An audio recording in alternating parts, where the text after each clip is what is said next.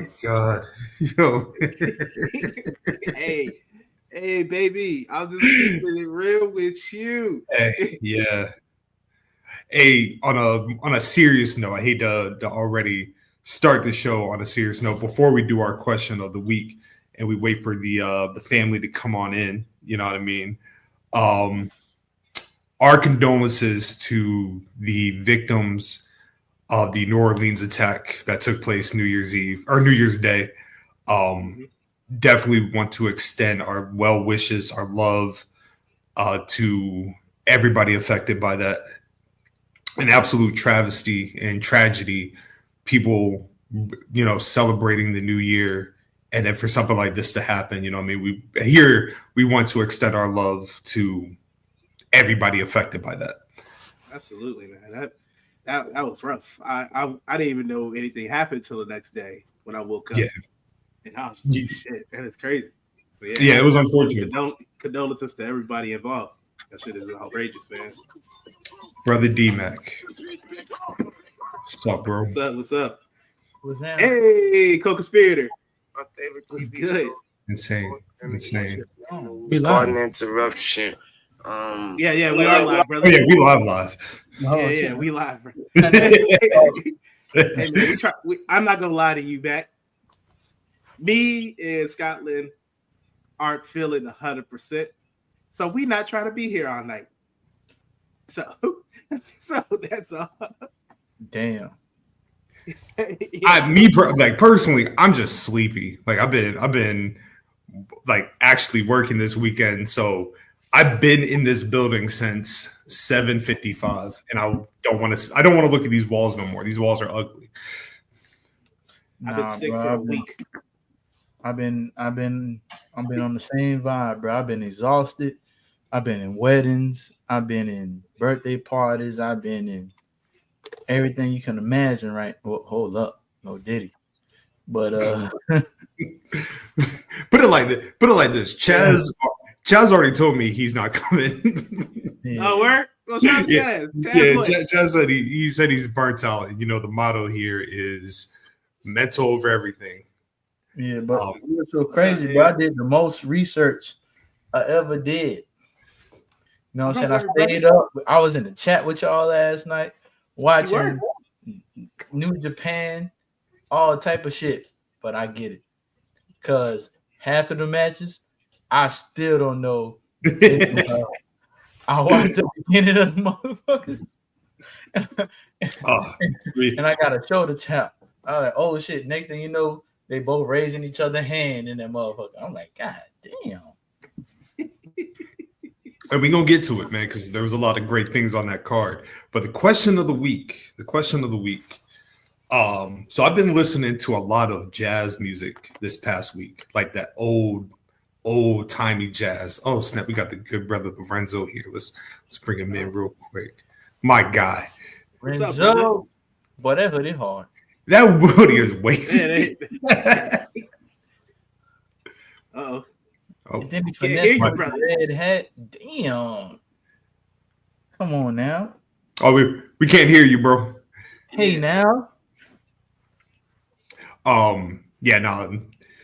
So as Lorenzo's getting his mic together, I think we good. We are good. Yes, sir. Yes, sir. Good, brother. So the question of the week, like I said, I've been listening to a lot of jazz music this week. You know what I mean? Coltrane, Dizzy, Thelonious, Bird, all that. My question to you gentlemen is, if you were a jazz musician in the 1950s, what would be your jazz nickname and what instrument would you play? So I'll go first. I'm give you time to think. My nickname would be Scotty Four Eyes. I like it. Yeah. And I'd be on the drums, you know what I mean? Because I got 20/20 vision on the drums and 20/20 visions on the percussion. So hence the name Scotty Four Eyes. I'd probably be an intense drug addict. You know what I mean? Probably call it a day around, like I would look like I'm in my 50s, but I'd probably be like 23.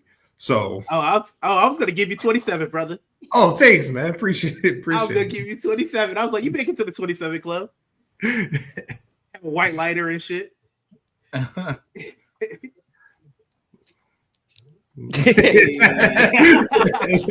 know what's crazy? I was gonna say drums. I definitely was gonna say drums, but that's an excellent one, sis. So you know how like in today's like hip hop landscape, we get a lot of people that have like, for instance, like 21 Savage, right?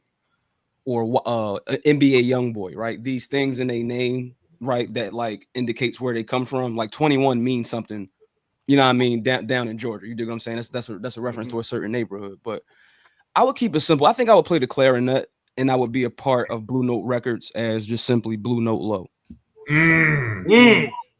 That's fire. That's fire. Love it. You dig what I'm saying? Love it. Yeah. Hey man, Something simple.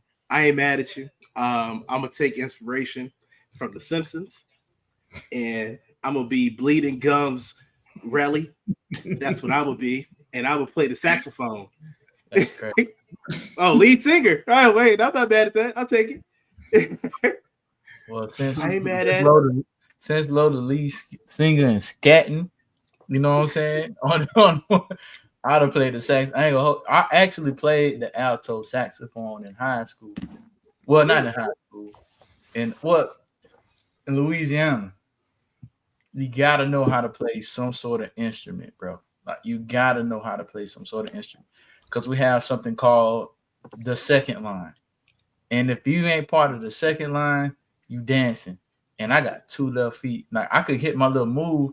Actually, I'm gonna introduce this to the pod. I got a dance that y'all need to learn. It's called the tardy dance. And it's easy. Get your hands like this, go left or right. You know what I'm saying?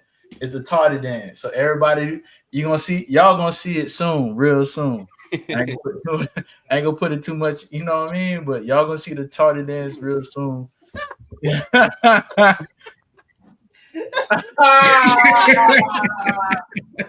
That's crazy. That's crazy. Not the heroin. I was just about to say that. Yeah, for the next meetup. Yeah. It's going nationwide right now. You know what I'm saying? I think everybody in Atlanta doing it, especially in Savannah. Shout out to my 912, my Chatham Mikes, my Chatham Moors. You know what I'm saying? But it'll probably be Tardy Metro. You know what I'm saying? Come on. Yeah, that's fine. Smooth like that. But yeah, bro, the alto saxophone, man. I had to play that. I had a little solo. We had the dance. I mean the band director, when he seen a little crowd at the parades, he'll make a stop. We had to play back that thing up. We're like bum bum bum bum bum bum bum bum. That was my time. That was my claim to fame because I was the littlest one. I was the smallest one, so they used to let me get my little shine on with the saxophone when it came down to the bridge. Just back that ass up. So you got the pop. Hell yeah, bro. Yeah, nigga. Shit, on our way back to the projects, bro, my shoulder was hurting, bro. I'm talking about. Well, you did that. You did that. You did that, boy. You did that right there. You did that. You held it for Dot City Projects, man. Shoot. Let's go ahead and hit the intro and get started with the show.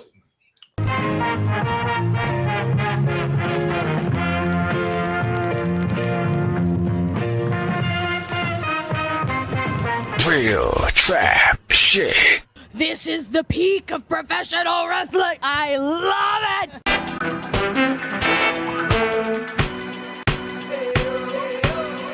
Once again, you're tuned in to the BG Dub. What up? Hit the subscribe button and pour a cup. We back up soon as Scotty beams. Collar and Noble conversation served with a side of collard greens. Nolo's the biggest heel in the photo. D-Mac and Chaz shooting hard from the logo.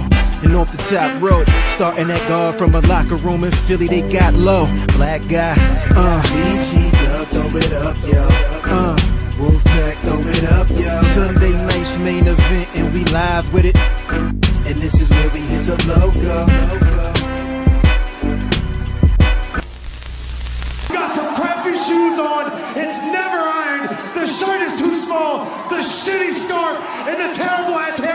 and you think that you're better than Worm? Give me a break.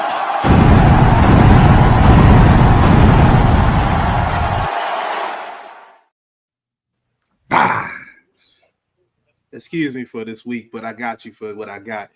And welcome everyone to the 188th volume of the Black Guy Wrestling Podcast. Yes, yes. Nothing but sickness and sleepiness going around in this mug. Absolutely, man. Yo, shout out to social distancing and shit. Do people still do that? No. Yeah, man. No, not at all. I was in 7-Eleven the other day, man. Somebody was like right behind me, like, and I'm very much now at a point where like I tell people like, "Hey, yo, back up! Like, give me some room, give me some breathing space. Why are you this close and there's only 2 of us in the store?" I don't get it. On drugs though, that's crazy. You said what, bro? I'm mad that I'm the one that's gonna be hooked on drugs. No, all of us are hooked on drugs. You're the one that got us hooked on drugs. Cool. you Curtis Mayfield. Yeah. Push it, man.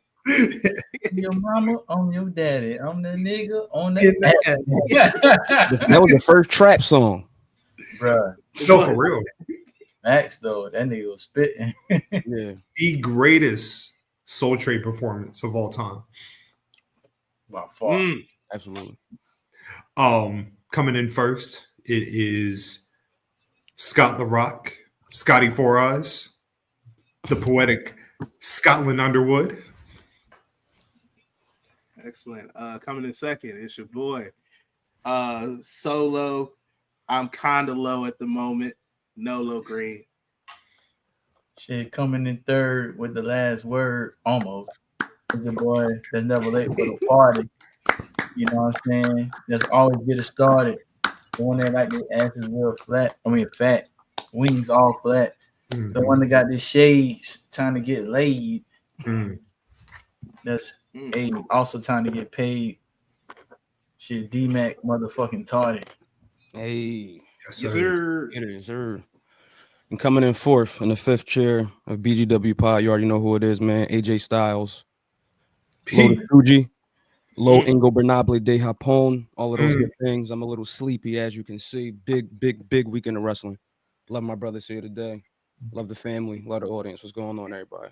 Hey, bro.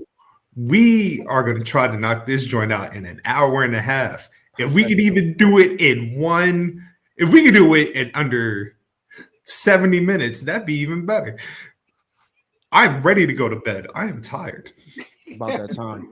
Yeah, man. So let's not even waste no time. Let's first some house business to attend to. Well, first, Happy New Year's to y'all brothers, man. You know what I mean? How's the new year? The new year so far treating you? Nolo, I know that you have been sick this past week, so your New Year's has already started off terrible. Yes, it has. You are correct. I mean, it was nice. It's been nice to sit in my crib and watch TV all the time. That's pretty much what I've been doing. Reading, watching Graps. Mm-hmm. Mm-hmm. Yeah, man. Can't complain. DMac, how's your New Year's been so far, bro? Yeah, man. I was in one of my best friend's weddings on New Year's Eve, leading up to the New Year. So it was a beautiful moment, man. He married his childhood friend. You know what I mean? So shout out to them, man. Shout out to my dog BT and Corvette. You know, that fast ass car. You know, that's what I used to call it. You know, well, I still call it that to this day. You know what I'm saying? It was a beautiful moment down there in Macon, Georgia, bro. That's where I was at to bring in the New Year's. And, you know what I'm saying? It was good vibes seeing all my college buddies and everybody. So it was a good vibe, man. It's beautiful. What's love, man? And brother Lorenzo, how's your New Year's been starting you off, bro? I just been great. I really think that you know, for one, I think the Tardy Awards was kind of like for me the start of like the New Year thing. You know, we was dapper. We was in our own space, but we was talking our shit. We was reviewing the year, so that was very reflective and a part of that. But my big sister, one of my hearts in life, her birthday is actually on New Year's Eve. Her birthday is December 31st, so every year we gather with her and bring in the new year with her. You know what I mean? On her birthday into the new year. So, you know, seeing all the family, seeing everybody from the old neighborhood, y'all know how that could be. So it's a real beautiful time, man. And with the new, you know, with the new parts of the family, my sister's kids, her friends' kids, and things like that. So to see all the kids grow up like the newer generation and kind of be, you know, chilling with us on the new year. You know what I mean? It's just, you know, it's symbolic of a lot for me. You know what I mean? So it was beautiful. Yeah, that's love. That's what I love to hear, man. Yeah. My New Year started out smooth. You know what I mean? Had a little bit of a scare on Friday. Mom's went back to the hospital, but she's good now. You know what I mean? Just a little blood transfusion. Like, it was funny because like she went to the hospital in the afternoon on Friday. They kept her overnight, and then I saw her the next day, and like she was just like. She very much just acted like nothing happened. She was just like, "Oh, hey," like, you know, I was like, "Whoa," like, what happened? She was like, "Oh, don't worry about it." I was like, "No, we need to talk about this." But she's good. She's healthy. You know what I mean? She's at the crib chilling. Already been yelling at people. You know what I mean? So we back up on that.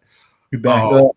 Yeah, we back up, bro. We back up. Back to normal, baby. Yeah, it's, you know what I mean? Starting the year off the way it should be.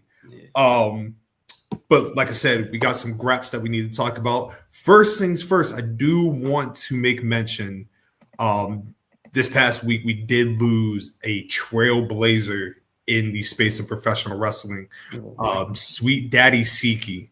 Sweet Daddy Siki. For those that don't know, Sweet Daddy Siki is an absolute pioneer of the game, man. You know what I mean? Like, you know, I feel like when it comes to the history of Black professional wrestling, we talk about the trailblazers and we talk about the innovators.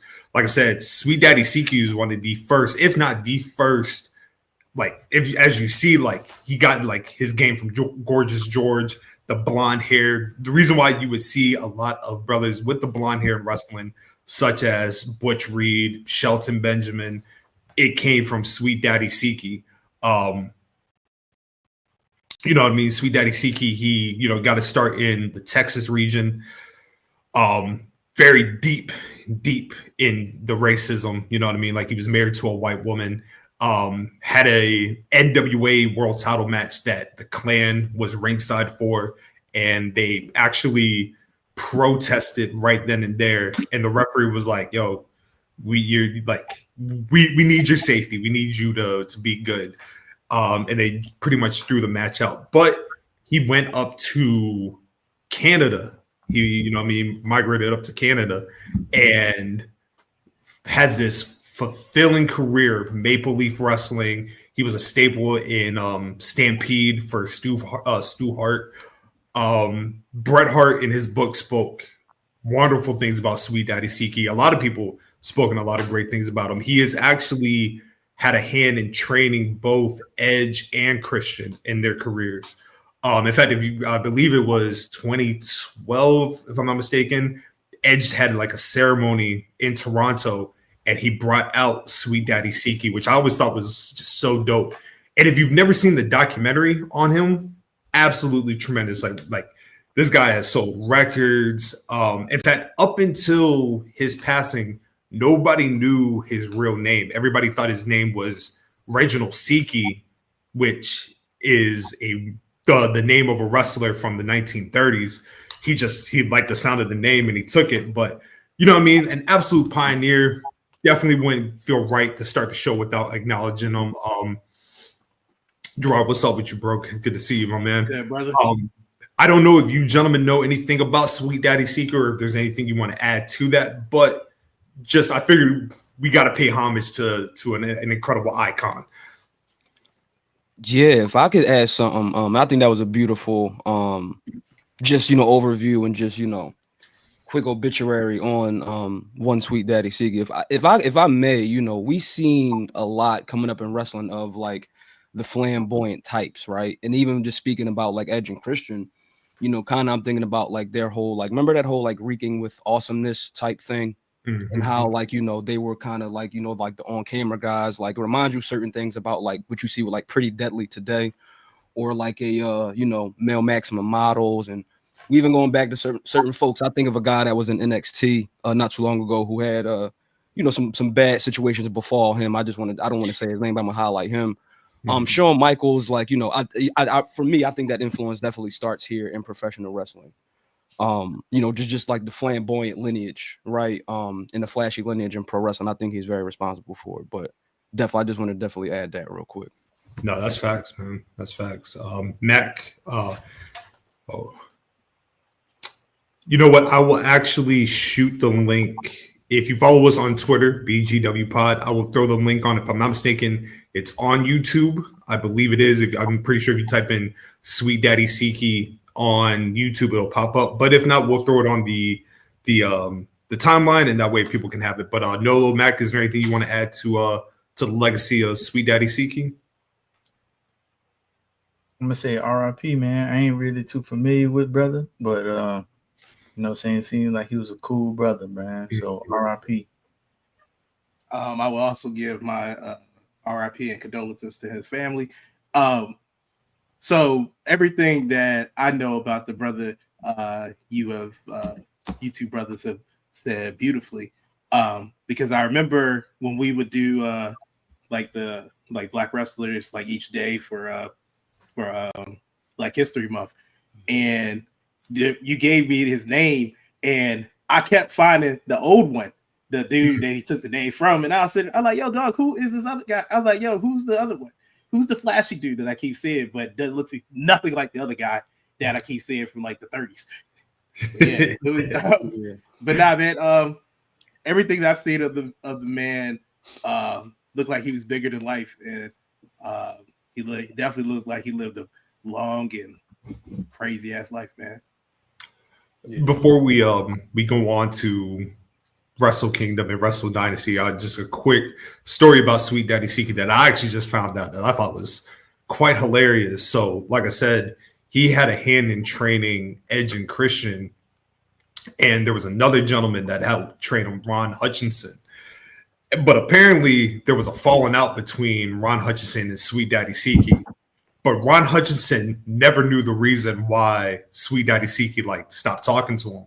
So at the Edge tribute show that they did in WWE, Sweet Daddy Siki was there, Ron Hutchinson was there. And they were like, Ron Hutchinson went up to Sweet Daddy Siki and he was like, hey, it's been some years, what happened? And they were like, Sweet Daddy just looked at him and was like, no, and just walked away.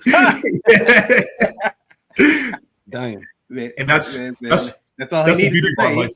Hey, man, a few words. If he ain't fuck with you, he ain't got nothing to say. Nothing to say, man. Keep it moving. Keep it moving. But gentlemen, we move to Wrestle Kingdom and Wrestle Dynasty. Now, it should be noted on BGW previously in the early iterations of we used to cover New Japan all the time. There was frequent BGW title defenses. We would constantly put DMac through the ringer and have him defend his title on random house shows in New Japan. I think we stopped when Evil became the IWGP champion, and that was justified. Yeah, okay, perfect. Yeah. But this weekend was very important. Like I said, it's Wrestle Kingdom. Then you had Wrestle Dynasty the next night. Overall, first, what did you think of the card? Or I guess I should say, were your expectations? It felt like Wrestle Kingdom this year was just didn't have the same pizzazz as previous years. So did it live up to y'all's expectations? We talking about Wrestle Kingdom or Wrestle Dynasty? We talking about Wrestle Kingdom. Okay. Just making sure. Wrestle Kingdom. Sadly, Wrestle Kingdom, I enjoyed the show.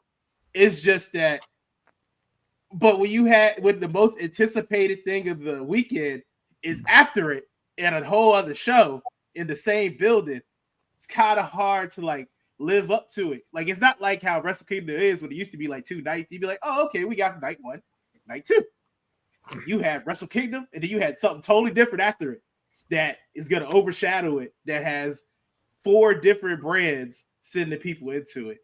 And I don't Wrestle Kingdom has its people complaining about it for different reasons, but Hey, I mean, it wasn't the worst show. Yeah. I mean, it was the of the 2 nights, it was the second one, but that's okay. That's fine. Mm-hmm. Yeah, I would agree. I definitely would agree with that sentiment. I mean, Kingdom for one, I think has gotten a certain reputation lately. Yeah, for sure, Jared. I think that like nowadays, right, when you don't necessarily have the Okadas and the Omegas like on a Wrestle Kingdom card, right? Like people start to think back to the 10s, the 11s, the 12s, the 13s. And yeah, I think people's expectations for this one, like I think everybody definitely was in the spirit to anticipate not necessarily night 2, but Wrestle Dynasty as like the better show, right? Because of who you saw on that card, the returns. And even for me, like I think that not to get into Dynasty too much before we get there, but seeing certain faces, seeing certain interests on Wrestle Dynasty made the weekend overall feel more complete, if that makes sense. But yeah, we can definitely go ahead and talk about the first card for sure. DMac, as somebody that does not frequently watch New Japan, you thugged it out and watched. Wait, did you watch Wrestle Dynasty or did you watch Wrestle Kingdom? Which was on yesterday? That was Wrestle Dynasty. Wrestle Dynasty. Yeah, I ain't get a chance to watch Wrestle Kingdom, but I watched Wrestle Dynasty, and I'll say I think it was too. When I say it was too spaced out, like I'm not talking about the matches because the matches was coming. Like they have a good they got a good tempo of pushing out matches like back to back to back to back.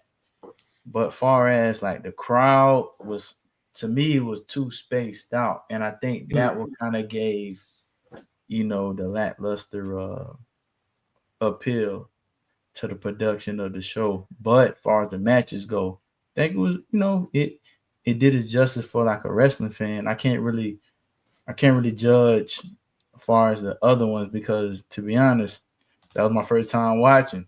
So yeah. No, I get you. I think Wrestle Kingdom, like I said, I haven't finished Wrestle Kingdom. I stopped right before because people kept interrupting me while I was at work. So I stopped at the Konosuke Takeshita Shingo match. So anything after that or anything beyond that, I did not see. But like kind of just talking about with Lo, and like the key thing that I paid attention to was the New Japan Rambo, and I was seeing like Goto, he won the match, but they had Ishii, Nagata, Oga Bolton, you know what I mean? Like it had a lot of like people that I'd be like, damn, they probably could have used this on Wrestle Kingdom. And then, obviously the big thing, my man brought it up is the main event was the big thing, right? That man let Tanahashi down. Bro. Look at this nigga's face, man. Look at his crying, bro. He was sick. And so the main event, for those that don't know, was Shota Umino challenging for the IWGP World Title, Zack Sabre Jr. And I've seen two camps to this, right? Either the match was extremely disappointing or it wasn't as bad as people made it out to be. I have not seen the match, so I can't comment on it. My anger in this entire thing came. I'm not going to say who said it, but there was folks on Twitter slandering Zack Sabre Jr. and I just thought that was insane, bro. It's blasphemy. Dog, he's not the one to slander. Zack Sabre slander him.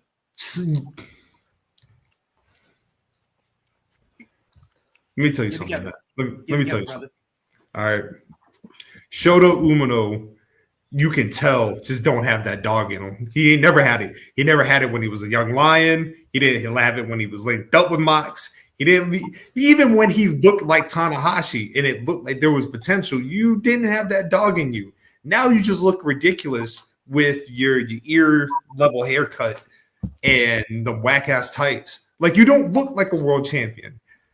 You look stupid. You just don't have heart in you, dog. And that is 100% New Japan's fault for throwing him in there. It's like New Japan was like, we gonna watch this nigga fumble. Let's watch it all together. Yo, dog. Yo, it was such nasty work. Yo, bro. There was you could probably count like a good 4 to 5 world champion looking people on that show. And it definitely won't show though. Oh, bro. Here was one of them. Oh, my man. son. My son. He come through the Tokyo Dome dripping every time. Because this is not a New Japan darling right here. This is DDT Pro. Mm-hmm. You dig what I'm saying? And now he's also in AEW. You see it on the screen. Like, you can't tell this man nothing, man. And I think right now, the story leading up to this, right? The new generation of New Japan, who gonna take the reins next? Who gonna take the wheel from here, right? And it's interesting. All of these conversations about Zach, the first foreign to walk in and out as champion, the new front man, all of this goofy shit. And throughout the lead up to this match, it really was about like Shooter basically tried to make it seem like he was the one. Like this is me, right? Like the proof is in the pudding. You know what I mean? Like he has a Japanese name. He is Japanese. Like all of that shit. All of the tutelage he supposedly had received from guys like Ace and I guess one John Moxley, and we probably gonna spin that block at Forbidden Door in London. You dig what I'm saying? I don't know. We gonna see, because the Claudio shit getting into Wrestle Dynasty is interesting as well, which we'll probably get into at some point. But denied.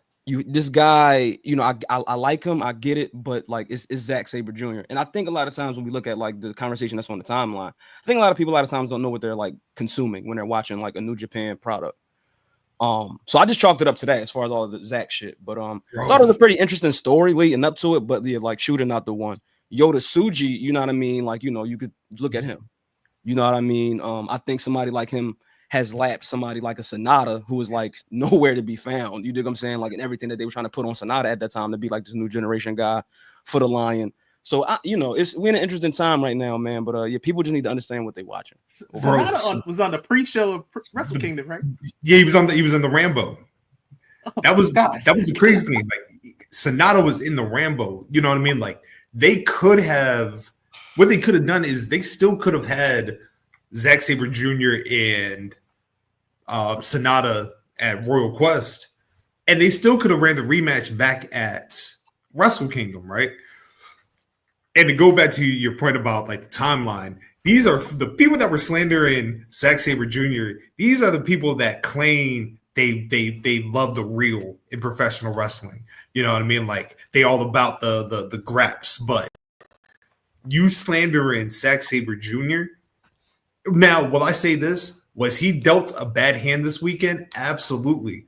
It was one thing to not have a good dancing partner with Shota Umino, but to go into Wrestle Dynasty and you have to main event after the match that was before it in Kenny Omega and Gabe Kidd.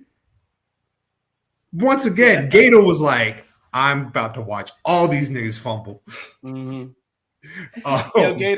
Gato loves watching his people fail, dog. He been doing it to Naito for years. Dog, oh my god, it's the only way. Oh, brother, man. Wrestle Kingdom 12, like man, come on, man. Is wicked, man. And you know what? Like, outside of that Wrestle Kingdom, you know what I mean? It looked like a good show, but clearly that is not what people were. That wasn't the talk of the game. Wrestle Dynasty was. So that should we just go ahead and start with the match? Gosh. Yeah, man. Come on, go bro. for it. This the one. Come on. So let me set this up real quick for you. Please. First of all, we was all most of us was in the group chat watching the match, having an excellent time.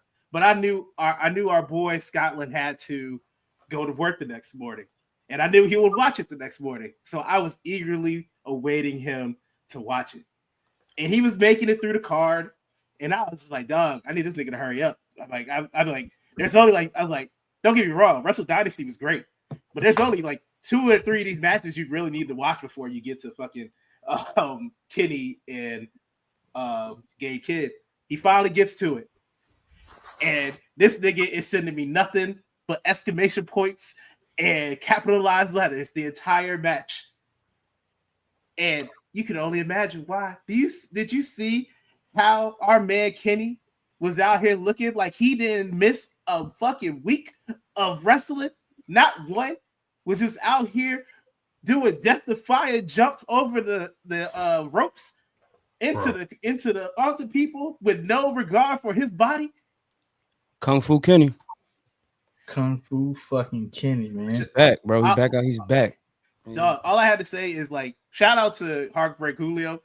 Because when he was basically like, he's like, yo, he's Jordan, dog. And I was like, you're right. I can't even deny it. I can't say that against yo. More than Phil. That's crazy. And that's from the Almanac. Yeah. Like, it's crazy, bro. This man, Kenny, took over a year change out of the ring and really showed out. And shout out to Gabe Kidd too, because Gabe Kidd was an excellent partner in this.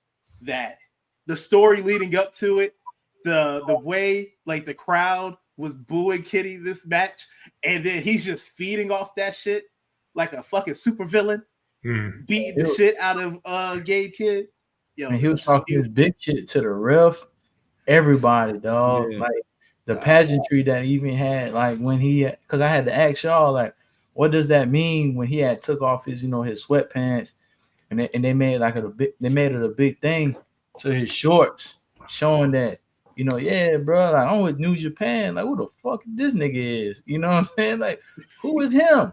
You know what I mean? I'm here and y'all showing love. All right, fuck all y'all, and I was riding with him. I ain't gonna lie to y'all. Like I fuck Kenny, my dog.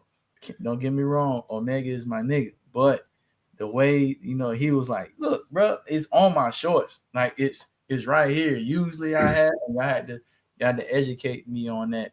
Usually you have like the Bullet Club, symbols on both sides, but he had it on one, highlighting the fact that he's a strong stay. He's a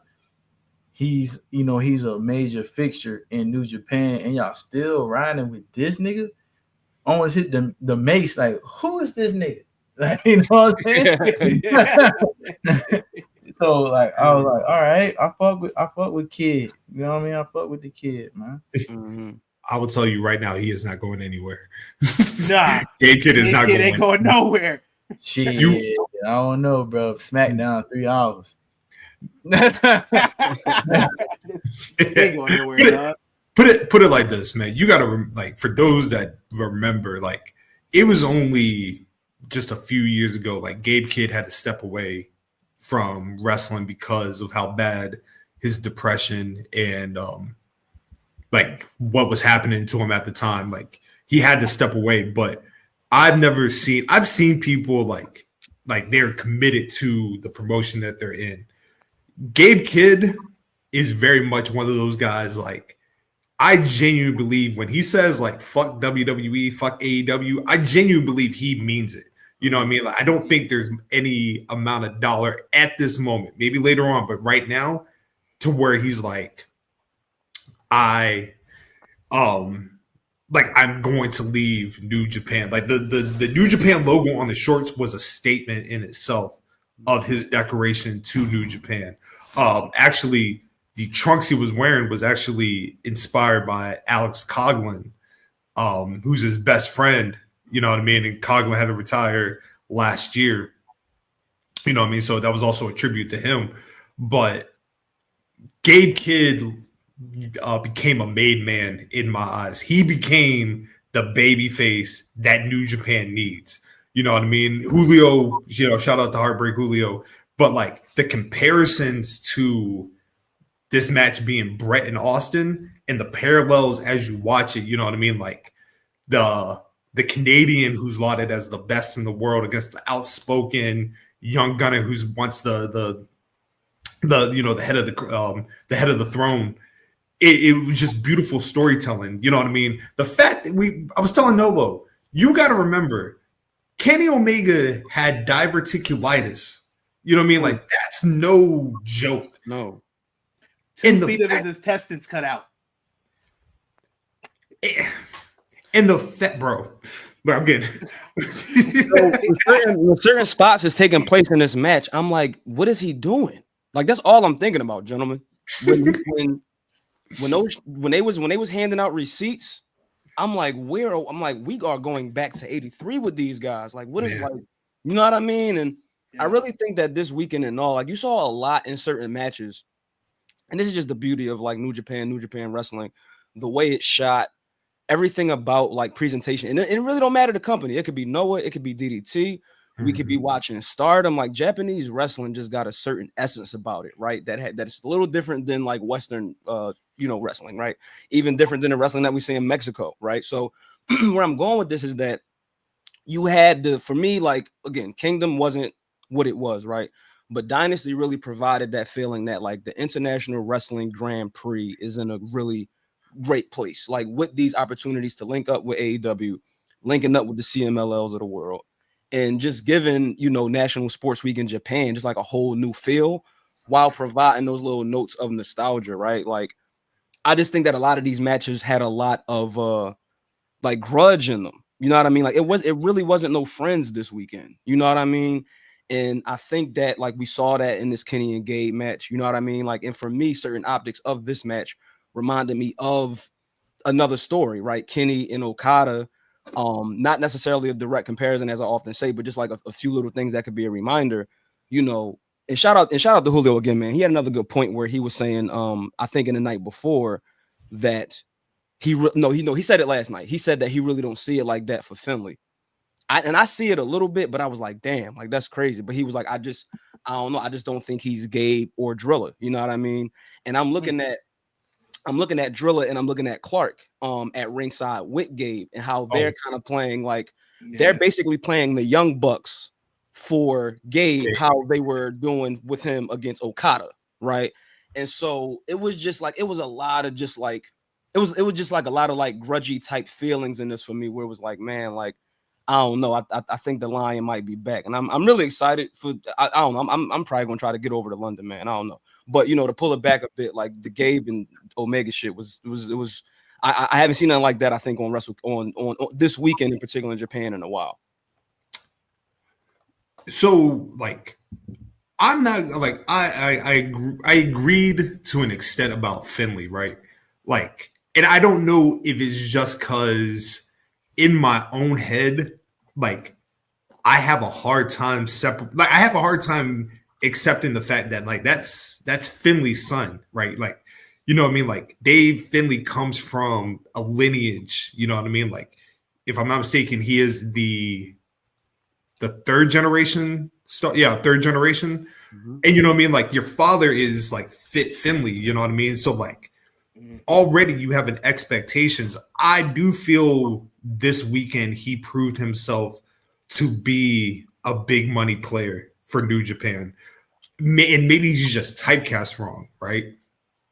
I do think he needs to separate himself from the War Dogs, and maybe that's a feud in itself for the remainder of the year, like Dave Finley versus Gabe Kidd, and you know what I mean, like Clark and Drilla have to, you know what I mean, like they pick their sides.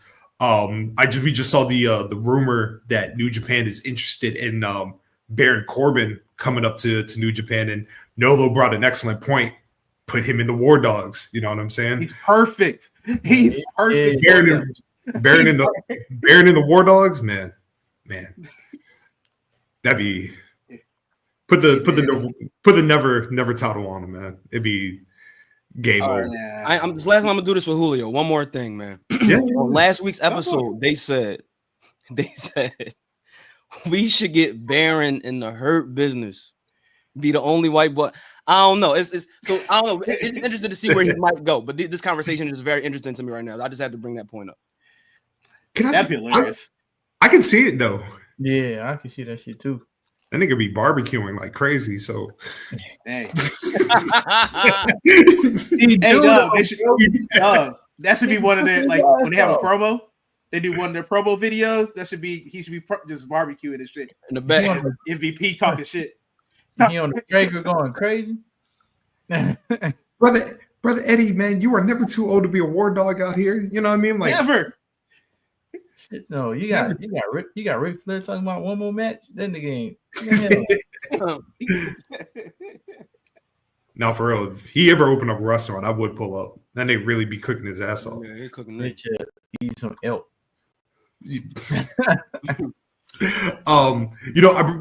Us talking about Kenny, I kind of want to swing back to a conversation that Brother Lorenzo had brought up last week. Was it last week? Yeah, about Kenny Omega, and we were talking about AJ Styles, and the question got asked: did AJ Styles birth Kenny Omega?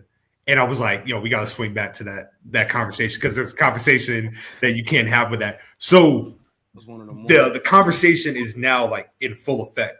Is Kenny Omega the greatest of all time, right? And it's kind of hard to argue against it. Like, we're talking about somebody who in this generation has influenced so many people. Will Ospreay, Kyle Fletcher, going from the ailments that he's had. You know what I mean? Like, you gotta remember, this man was wrestling with a vertigo and wrestling a hard style, and then having if I'm not mistaken, he had the Will Ospreay match in Forbidden Door. He had the diverticulitis. So like you put those things into effect, but then you have, like I said, Lo had brought up AJ Styles, and did AJ birth Kenny Omega? And then that makes you question, like, so where does AJ Styles in his placement, in his influence? So, Lorenzo, since you have brought it up, I know that your mind, the brilliant mind that you have, can break this down a little bit more. But what made that question come up to you? And do you think AJ Styles birthed Kenny Omega? So if so I know, we use a lot of language today in real life, making content on the internet, on the TL, and trying to figure out what context are we applying to that, or if that's the conversation we need to be having, or can we restructure it a bit, right? That sounds cool. Like, it sounds cool. Like, all of these things sound cool. The GOAT, he lapped him, he birthed him. All of these things sound amazing, right? It's all in our lexicon. We have fun with our language, within our culture, with the art that we are, subscribing to consume. However, I think that if he didn't, and this question doesn't have to be answered. We're real life scientists, right? Like, we have to look at these experiments and see how they kind of develop over time, rather than like making just like an irrational, reactionary response without like seeing like all of the elements play out within the experiment.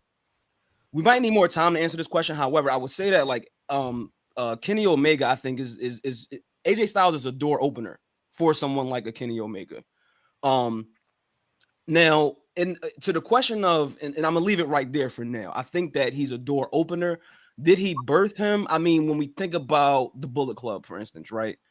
I think that Kenny Omega is probably one of the most notable people to come out of that stable. However, so was AJ Styles, but AJ Styles kind of came out of it first, right? And kind of like made it. It was like a thing for him before it was a thing for Kenny, right? Like, at one point in time, like, we was talking about Kenny Omega, how talented he was and all of that, but certain people were making fun of him for wrestling matches with like a doll, right? And like that era, like the actual cleaner era, where like he had an actual broom and he was like sweeping up Cork and Hall, right?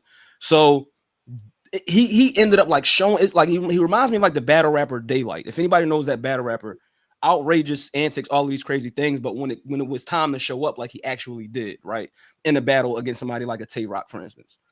So Kenny Omega ends up on this like crazy, half-decade run.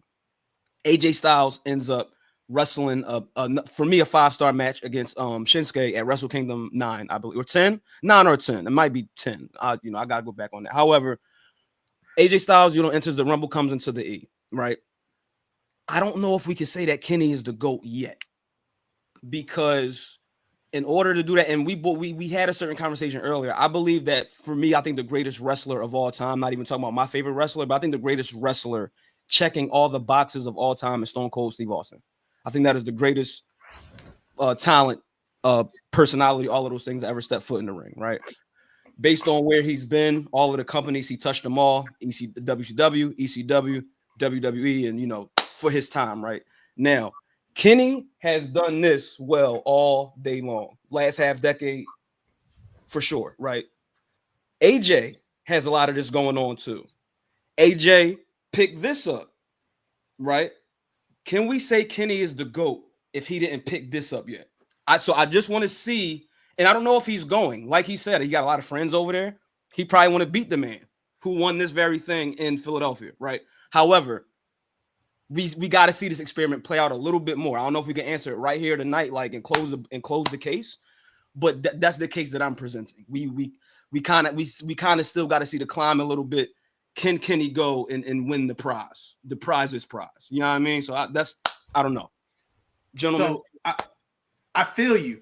I will combat that with, I won't say that he has to go to, as much as I would love for him to go to WWE, because I would love to see like his presentation and him actually go up against the like Roman Reigns and everything. But I will say that he did his thing in Japan, but then he did his thing in American television, American wrestling as well with AEW. Like, to me, that is what has solidified this shit for me. 3-time champion. What's he? AEW. No, I just won. No, he only won it once. Kenny only won it once. Okay, Yeah, all right. I stand correct. Yeah. Correct. Okay. He just won. He had everybody else's belt when he had it, but he did. Right. But he only won AEW once. But so, like, I think once he became AEW champion and like he went on his run, and then even after he lost the belt and going on his side quest that he's been doing in AEW has been phenomenal, and he hasn't missed. The man, every single time he's brought up to like he's put up a competitor as someone that he is challenged by, the man delivers and delivers like magnificently, like does it like no notes, no nothing. Yeah. The man is just I can't, like, there was a time that I selfishly was hating. I used to be a hater. There was a 2019 Nolo was an absolute hater. I deserved the Hater of the Year award for how much I was hating on Kenny Omega. That shit was crazy. Fuck you, nigga. But that's all. But doesn't change the fact that I can admit when I was wrong. I was hating on Kenny for just stupid reasons, and I didn't understand. But that man is really amazing and has never like done anything like out of pocket that's been bad in this wrestling thing, bro. DMac, what do you think, bro? No, I think that he needs to step. Like, even though, you know, he did his thing at AEW, I believe AJ Styles would have did the same thing. And also like he would have had a major impact just like Kenny did. But the thing about AJ Styles, when he went to WWE, he answered all the questions. He was an underdog to it too. Like, I don't even think, and he did it in a Vince McMahon era where all the cards were stacked against him. All the cards were stacked against him. I don't even think Vince wanted him to be the champion at the time when he became the champion. But he earned his right to become a champion and a major fixture in a major promotional company. I think that will be the only check on the box that we can be like, okay, what if? Like, even with Sting, when Sting went into WWE, it was like, if it wasn't for the injury, he would have been a super major fit. And he was that. Like, don't get me wrong, Sting is Sting regardless, right? But that even that small stint that he had in WWE, they had showed that, okay, we're gonna put him in a major role. With Kenny, I think that he needs to test that water to see, okay, do I have it in New York? Just like my counterparts did, because y'all skipped over Finn Balor. Like, if it wasn't for the injury with Finn Balor, he would have been like a super major role. Like, They were so confident in Finn Balor coming out the Bullet Club doing this thing that they made him the inaugural Universal Champion. The only thing that stunted his growth was that turnbuckle bomb into the barricade. That's the only thing that hurt him in that chances. And now there is rumored to have that he about to have that same push later on in the Triple H era. And I'm not trying to water down the Triple H era, but we see that Triple H have more within thought, more acknowledgement of the indie wrestlers on the other side of the pond than Vince did. And I think that's what's gonna solidify Kenny Omega's, greatness if he will come over, to the WWE, just like Lo said, and make that Grand Slam approach of being a champion at everywhere he went to. So I'll combat you in saying that somebody like Finn Balor benefits from a WWE. Depending on what his goals are, I think WWE would benefit more having Kenny Omega than Kenny Omega needing WWE, right? And I think that ultimately comes down to, like I said, what his goals are. You brought up Sting. I argue that Sting in the WWE run is so forgettable that it's only brought up because like there's footage of it, like we saw it.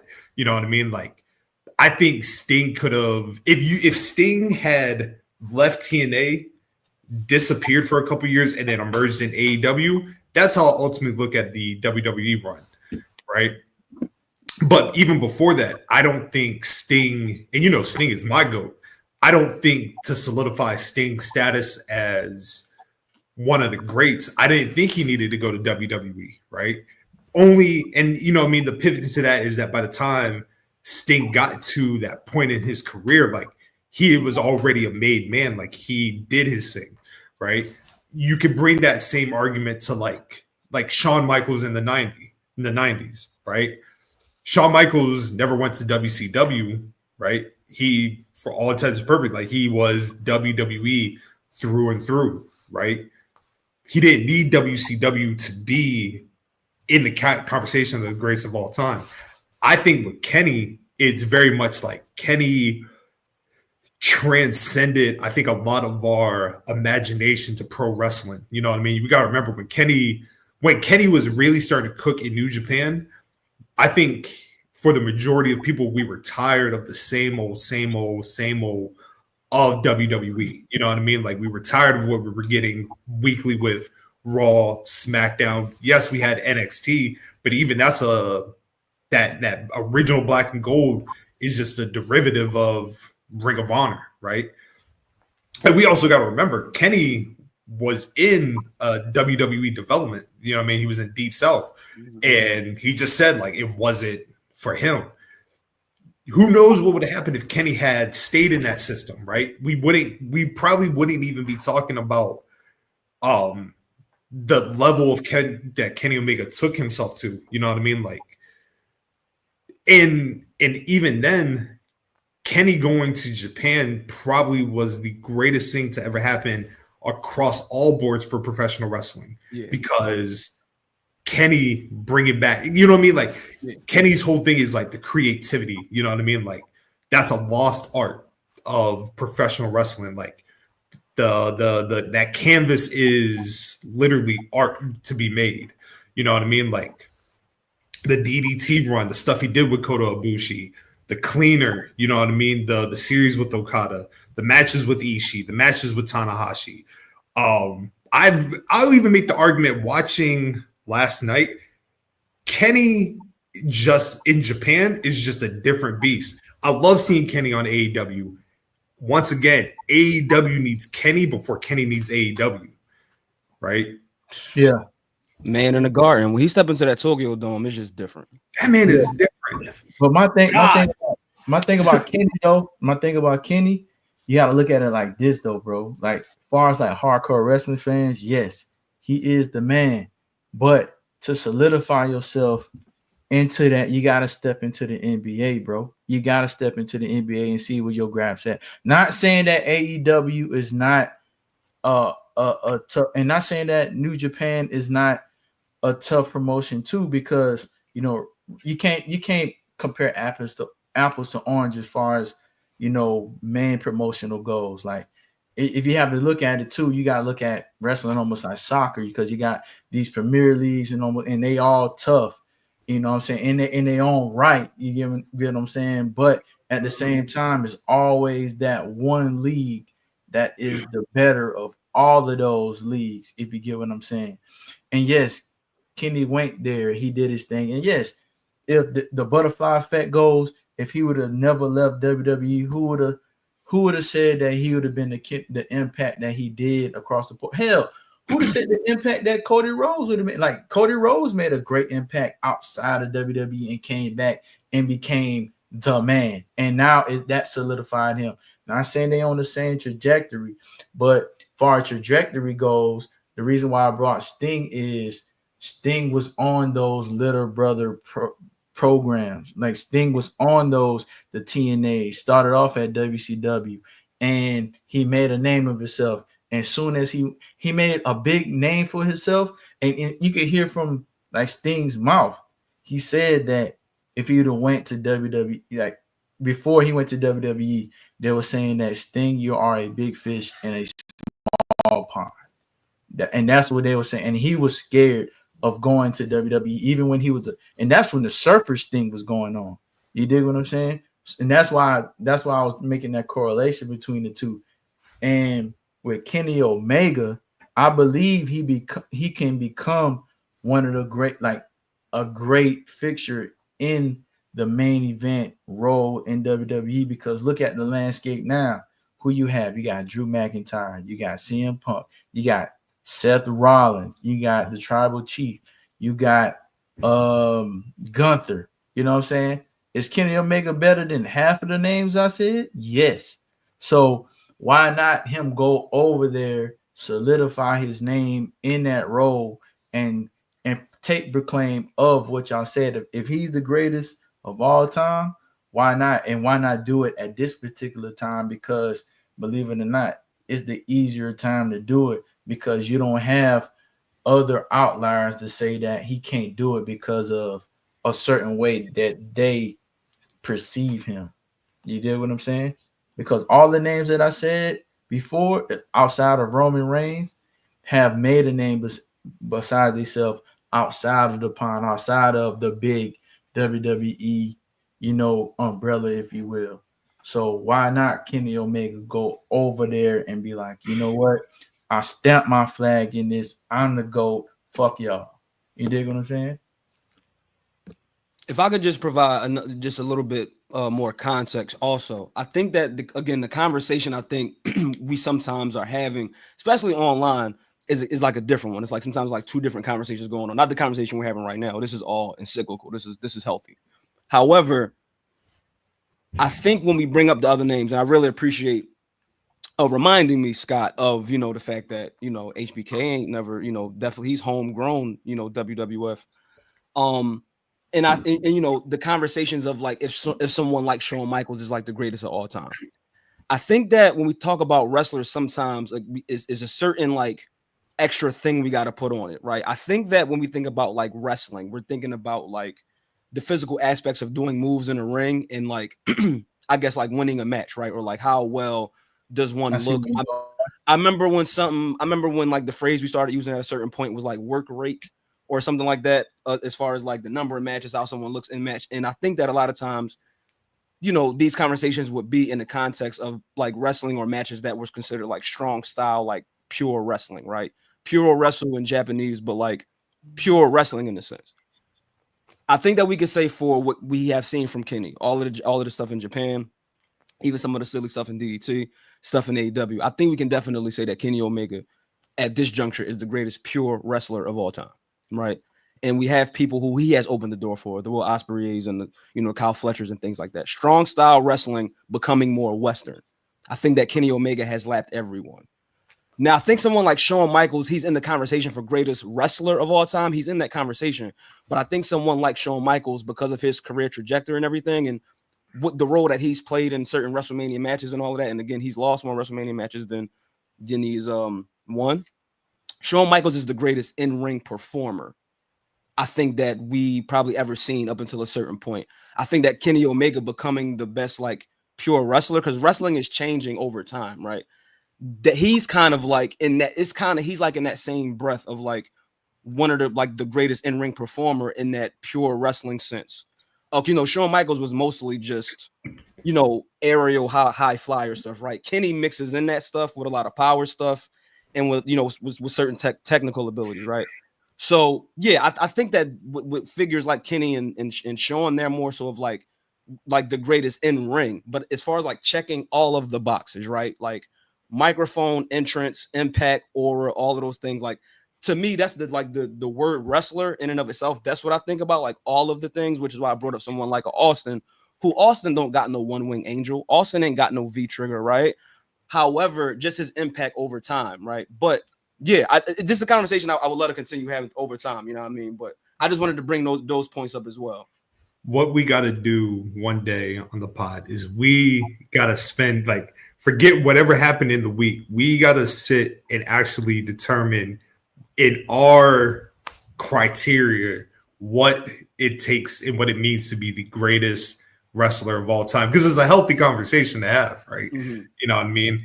Personally, I don't want Kenny going nowhere until I get a Kenny versus Shelton Benjamin match. I just need 12, 15 minutes on Dynamite. You might get that. I'm good then. Then you know what? Kenny on Netflix.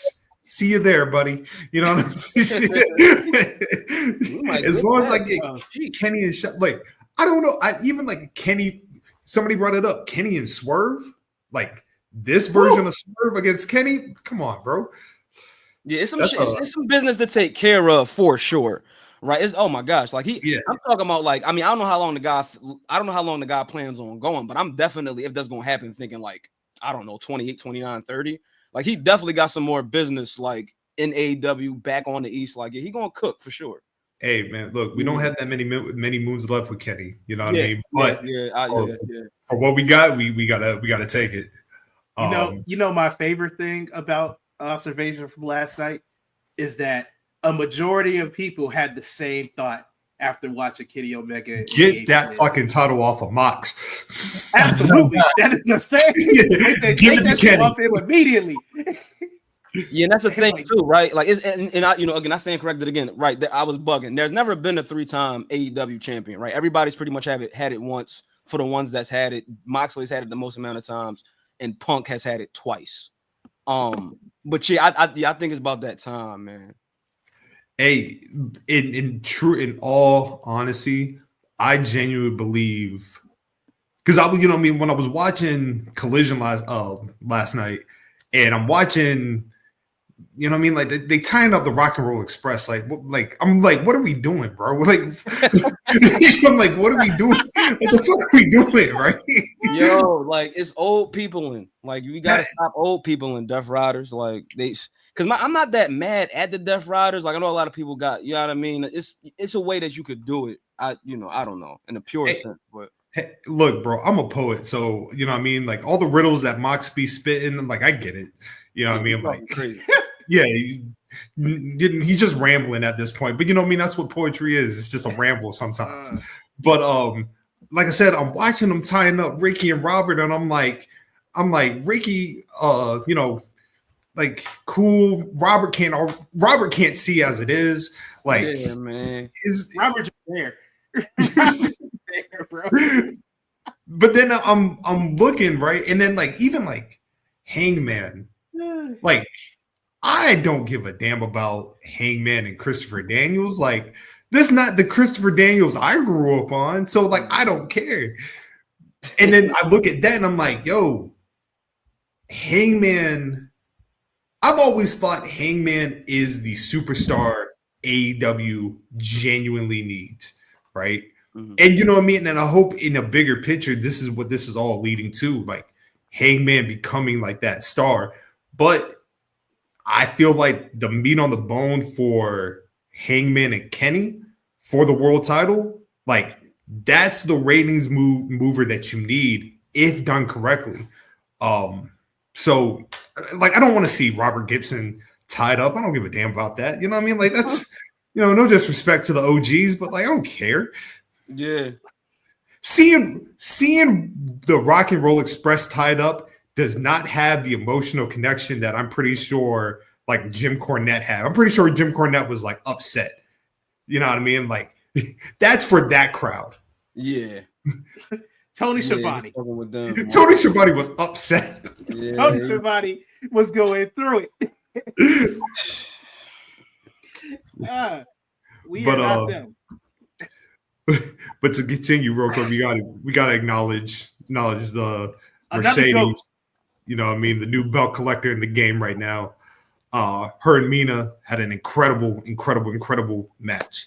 Mina beat the shit out of her. Yes. Yo, beat her ass, bro.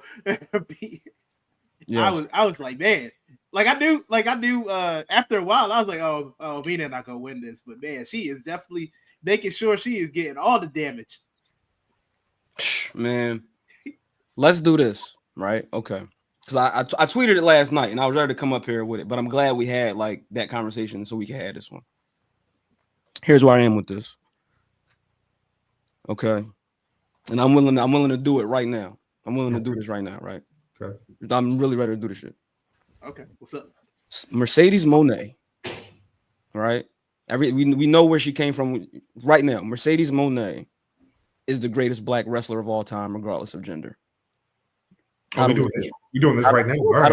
How do we feel? Oh, shit. You're doing this right now. All right, cool. I'm doing this right now. Let's do it right now. Let's get into it. Mercedes Moné is the greatest black wrestler of all time. No matter the gender. No matter the gender. No matter the gender. Okay. Nobody. You want to know why? You want to know why? Talk to me, bro. I would love to know. NXT, right? 4 horsewomen, right? See what she did when she got called. Yeah, yes. You see what she did when she got called up. She's not done. She's not done. Right? She's not done. Okay, yeah. You see what she did up in New York, up at the E. Okay. We like in this time that we are in, we're never been able to consume the amount of wrestling that we have had able to been in the past. Like we are consuming the most amount of wrestling we ever watched in the last 10 years. I would say that we've all collectively watched more wrestling than we did when we were kids. You know why? Because it's readily available more than it has ever been. The WWF, their schedule, all of those things. She's been a part of the heyday of it. Black and wrestling. I'm sorry. Black and yellow days, black and gold days, right? Going through all of that. Do you know how much she probably was wrestling? Right? Take the takeovers. Take those matches, right? Everything that she did in the Barclays Center with Bailey and all of that good stuff. Okay. Then we go Hell in a Cell, all of these things. Like y'all know, y'all was there. Then we leave. We train at Sendai Girls with Miko Satomura, right? Mm-hmm. And when she's doing that, everything that we saw happen in the last couple of years, NJPW strong titles and all of that, when she first went to Sendai Girls with Miko, I said, I see what she's trying to do.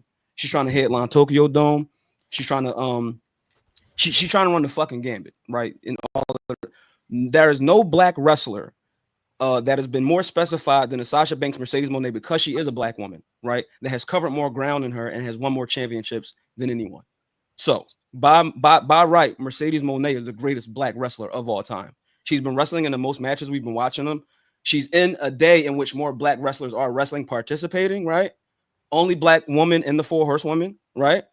Mercedes Moné is the greatest black wrestler I've ever seen in my life. Checking all of the boxes too. Like I said, aura, presence, microphone, championships, ground that you covered, Japan, back on the West Coast, right? NJPW style, what she won that in California. Like, come on, man.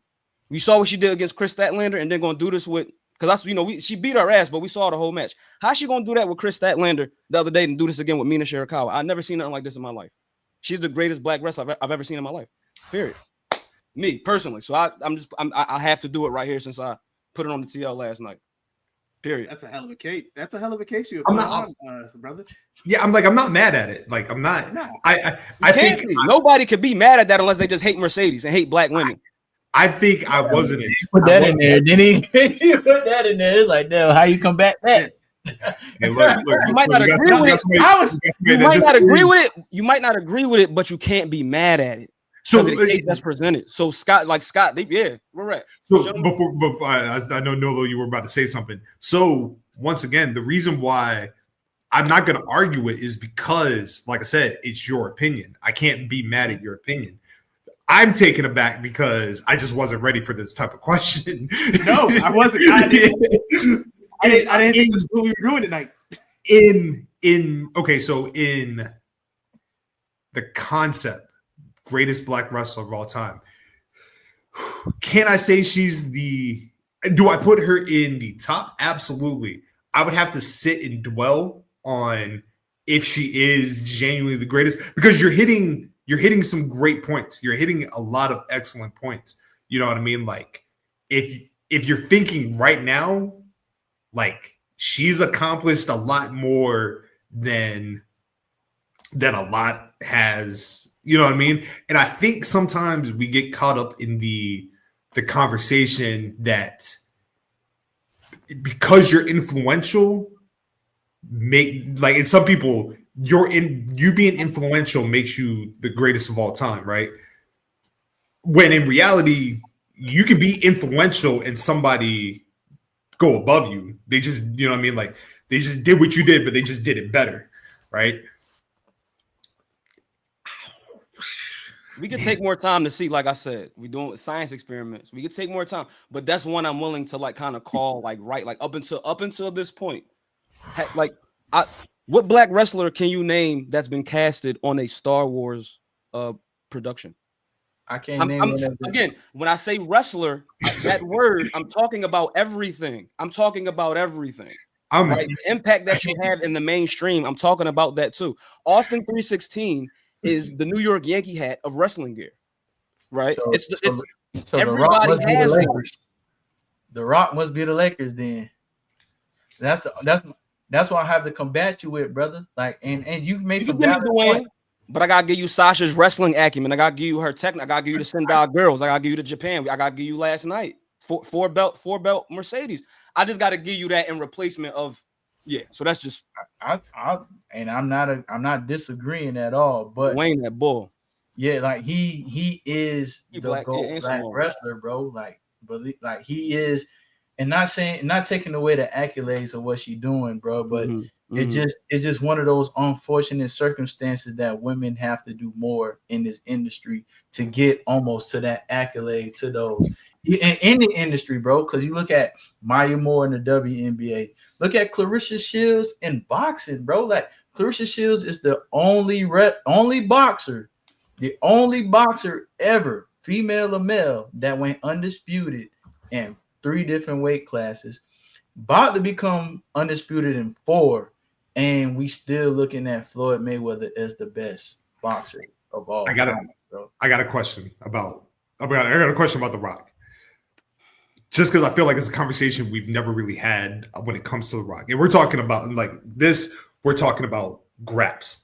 Bell to bell, not what he does promo-wise. We're talking bell to bell. What is The Rock's most influential match? Shit, you can go into the one like it depends on what you're looking at, brother. Because like wrestling is one of those vague sports where, like, just how Lo was saying about Austin, you can say the same shit about Austin. Like, can I just give an example real quick? Give an example? The Mercedes has the Bailey match, the NXT Brooklyn, when it comes to like influencing a generation, right? To get into the ring. What is The Rock's like influential match? You're absolutely right. You know what I mean? Like it's all subjective. You know what I mean? Like we don't know. Somebody could be like, "Yo, The Rock, Mick Foley, Royal Rumble 1999 got me in the game." You know what I mean? But like it's absolutely murder. But like, does The Rock have that match to where like it's universally like that's the defining match of The Rock. I do have one in mind. I don't know if y'all would agree with it. I have one. Yeah, I have one. Is Triple H involved? Yeah, no, I was gonna say that. Okay, I was gonna say the shit with him and Ken Shamrock. He wasn't put with people that was going to show all of his wrestling acumen, but you can see all the talent that The Rock had, bro. Like he was a chameleon in that ring, bro. It didn't matter who he was with. It didn't matter if he was in there with I don't want to say his name. One of the Radicals. I'm gonna say that. If he was in there with the other Radical, damn. Fuck. You can say his name, niggas. Just say it. Eddie Guerrero. You know what I'm saying? Like he had a fire match with fucking the Hurricane, bro. Like he was a fucking chameleon in that ring, brother. And like his athleticism showed that he was one of the think about Austin, right? He made a big impact from throwing punches and kicks. A big impact for just throwing punches and kicks and that Luthez press. The Rock did a lot fucking more, bro. Mm-hmm. A lot more in the ring, and he showed it outside of the ring, far as the promos that he cut. And then, if you want to go mainstream, who's touching him? Nobody, brother. Nobody. Now, did he have an easier route into like the mainstream, like to WWE, where he didn't have to go to the New Japan and all of that? Yes, he really did. And I believe that if he went to the other promotions, he would have been the same thing too. So like we can't undermine that route with the Rock, that the route that the Rock had, and show that he is not the great. He was the first black WWF champion, brother. The first black one ever. Ever. You know what I'm saying? So by that proxy, right? Him being the first black WWF champion, if you're going on a line of like, then Ron Simmons would be above The Rock. Yes and no. Yes and no. Ron Simmons was the first black heavyweight champion of all time. We get that. What did Farouk did in WWE? Then that goes back to our conversation with Kenny Omega. You dig what I'm saying? Like Shawn Michaels, if Shawn Michaels would have went to WCW, he would have had the championship too. Probably had a better run. But guess what? Everybody say that Shawn Michaels is the best wrestler ever. He had the worst title reign in WWF history. On paper, off paper. You get what I'm saying? Mm-hmm. Bret Hart, all the great wrestlers that y'all name, that Daniel Bryan, Kenny Omega, all go on and so forth. Bret Hart had one of the worst ones too. The Rock had one of the best runs of WWF champions by far. And he had to go up, and competition level was against Stone Cold, the best wrestler of all time. Now go back to the second best wrestler of all time. Second best at that particular time in '98 was what? Hulk Hogan. Who was going against him? Macho Man, the Ultimate Warrior. The Rock killing both of them niggas. And that era and this era, in the era that he was in, not undermining Mercedes Moné, because what is she doing is phenomenal. Like, I believe she's the greatest black female wrestler of all time, and probably second, third best black wrestler of all time as well. But I can't give her number one right now because of Dwayne "The Rock" Johnson. I just can't. I really can't. That's a good case, though. You know what I love about this whole Dwayne, thing? yeah. My bad. Oh no, you good. I just want to get this in real quick and then please go back out. It's just that we all, because all this shit is like subjective as fuck. Yeah, we all have different sliders for things that make it more important to us. To DMac, if you don't do it in WWE, that shit don't matter. That's been you are not. I'm trying to clear that case. I'm trying to clear that because yes, I understand where people may say that, and you can't. And it's unfortunate you can't put everybody on an even slab. because of that standpoint. But people say that Ric Flair was the greatest. He had some stints in New Japan and all that, but he was just a showcase. You know what I'm saying? Because of what he did in America. You know what I mean? And they say he was the greatest, but right now we can say that he better. We can say The Rock better than him. We can say The Rock better than Ric Flair right now. Yeah, we can. The Rock and The Rock shit, he better than Hulk Hogan. He did what Hulk Hogan was supposed to do.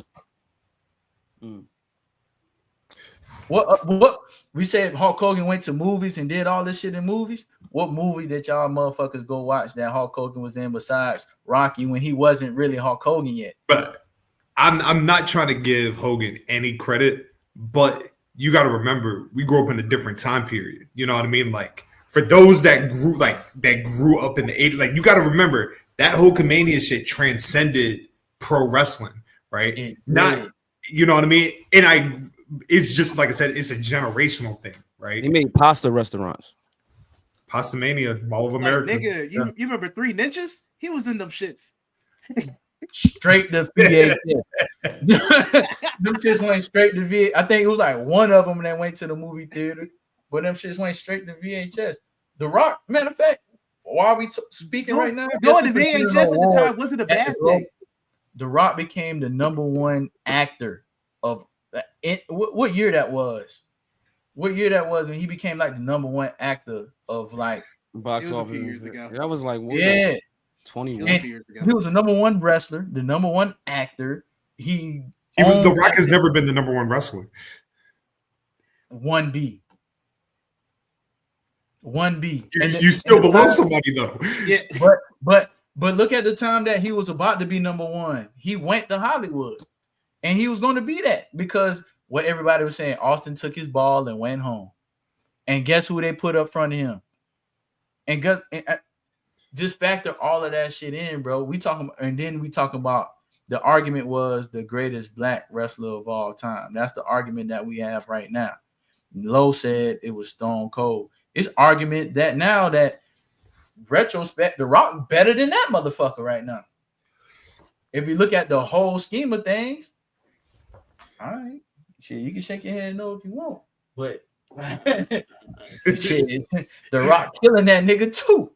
The Rock That's always gonna be a back and forth conversation between Rock and Austin, right? You got and then you got the culminating matches, right? Like I think The Rock got some burners. He got a couple with Triple H. I think it was Iron Man. Then he got one with Kurt Angle. That's like 2001. He got a Chris Jericho for Big Gold. Yeah, he got some shit. But then you got his moments. You got the Mania matches. You got X7. You got Toronto, right, with Hogan, which was like a moment. It's like a moment more than it was like this 4 or 5 star match, right? But whatever. Yeah. Then you get 19. Like he got moments, you know what I mean? But I think that's always gonna be a constant back and forth between that Brahma Bull and that Smoking Skull, man. It's always gonna be back and forth. It's a conversation I want to have. I want to have later on. Yeah, because a conversation I want to have later on, not tonight, but later on, is how Mick Foley birthed a lot of top talent, and we don't talk about it. True, true that. Yeah. But what I was about to say is, a lot of people move the goalposts on Rock because what he did great. They want to go back to the graps and then undermine his graps. You know what I'm saying? But he never really had a bad match, even when big moments happen. You dig what I'm saying? And then they want to say that he wasn't the #1 or they want to say, okay, what was his impact was and go that part. And then when we talk about another wrestler, somebody want to say what Stone Cold did. Stone Cold impact was a year and a half, almost 2 years. A lot of people don't count that them 2000 runs. You get what I'm saying? Because that's when he was on his decline, brother. And y'all can come back and you know what I'm saying and debate me on that. But when the Stone Cold era were from 98 to not the middle of 98 to 2000. That's when or the end of 96. I'll give him 3-4 years. But look what The Rock did when he had his run, bro. He had a bigger impact. If The Rock like no matter the impact that The Rock had, in 1 year, Austin generated more money for WWE than The Rock has, right? Right. Like we're talking about a T-shirt that's still being sold. Like he's still a top merch maker. You know what I mean? If we're going into numbers, right? We're going into statistics. Austin is the top guy in wrestling's biggest period. It's not The Rock, right? The Rock absolutely was a figure in that time period, right? Right. But it's about the guy who is at the top of the, like, it's the best match on the card is who sells the house. You know what I mean? And I'm not diminishing what you're saying, and I'm not diminishing The Rock's, and I'm not diminishing The Rock's role, but there's a reason why you never hear anybody, like, from a business standpoint say it's The Rock 1A, Austin 1B. It's always Austin 1A, The Rock 1B. And yes, Rock is very pivotal to the Attitude Era. He's very pivotal. He parlayed that career into the person that we see today. You know what I mean? Like, we're coming off of one of the greatest main event runs to a WrestleMania of all time, with The Rock being at the forefront, right? But even with that, we talking about damn near 2 solid years of Austin being the number one guy, right? And you know what I mean? Like it's such a complex conversation. The argument was who was the best black wrestler ever, and all of those things still go for The Rock. Put it like, has The Rock ever made somebody look like this? Shit, no. Sasha didn't either. And I love Sasha. But shit, I argue to say that Bianca Belair have the bigger impact than Sasha. In the WWE. In WWE, yeah. She got the torch. WWE. She ended up getting the torch in Tampa. I'm with y'all. This is where I am real quick. I get everything you my bad. But I get everything you're saying, and guess what? You have a great argument towards Sasha. Mercedes. Let me not disrespect her. You got a great argument towards Mercedes, and I'm gonna take that argument, and I'm gonna steal that argument anytime I have another debate about black female wrestlers as well. But when you say best black wrestler of all time, I can't quite get that to her. She's up there. She's up there, and she's making a strong case. But what Dwayne is doing, Dwayne is by far the best black wrestler of all time, brother. That's right. Okay, and I listen. So I can accept that. That's like, this is we cooking real quick. I'm bookending here, right? Don't accept it. Argue. No, I'm transitioning to the other thing. Like, where this conversation went, right? We had a conversation on this podcast last week, and we mentioned that, what if the glass shattered at WrestleMania 40? It didn't, right? We got the gong instead. But we had that conversation for a reason. Yeah. Let me ask y'all a question real quick. Does the WWF transition into the does the WWF pull itself out of the darkness in the Monday Night Wars without Stone Cold Steve Austin? And also, if the shoe was on the other foot, if you just have The Rock during the whole of the Monday Night Wars, does WWE pull themselves out? Right. Think about the story of Mr. McMahon versus Austin and what that did at that time. Like, are the Monday Night Wars won by the E or the F without this man? Nah, I won't say it, but go ahead, Nick. I just want to present that and just leave it at that. I'm gonna say no. And if we're having a real conversation, the only reason why WWE got hot is because WCW fucked up. And if it was not for WC, you got to remember, man. You got to remember. We just watched it on the documentary. And I've brought this up. The first megastar of the Monday Night Wars was Sting. People forget Crow Sting was a merch maker. Turn the channel. Y'all remember them days? Yeah, right. It's a lot of factors. You know what I mean? Hindsight being 2020. You know what I mean? We armchair quarterbacking, right? You factor in like if Starcade 1997 goes completely different. And not a shit show. Like you got like I think people there, you know what I mean? Like everybody brings up the Mike Tyson joint, right? People forget Mike Tyson almost went to WCW, right? WCW almost got Oscar De La Hoya to referee a match between Eddie and Ray for Super Brawl, which would have been crazy in San Francisco. Back then. Right? Yes, sir. They had Dennis Rodman. You know what I mean? Like, I think when it comes to WWE, on a finals run. On a finals run. Don't forget Carl, didn't it? You played basketball with Michael Jordan.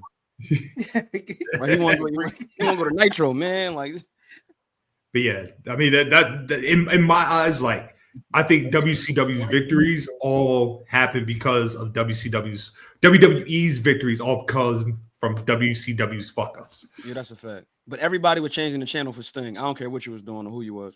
But shit, that's how you want to fight. Oh, hey, shit. What Devin Haney didn't bring up that right hand and block that left hook. And if Nitro was in your town on a Monday night, like you was going, like I wanted to go see Sting at 5-6 years old. My brother been a Sting guy forever, like at that point. But I'm like, yeah, I want to go see fucking Sting. It's Sting. I don't care. Fuck is I don't know. And at the time, WWF TV seemed kind of like them. It wasn't really that. Like WCW was fucking them up. And if they would have kept their foot on a certain pedal, who knows what could, you know what I mean? But no, this is an excellent. Sting can call me right now and be like, skip the podcast. I'd be like, bet. Where you at, big dog? Where you at, big dog? I'll meet you out there.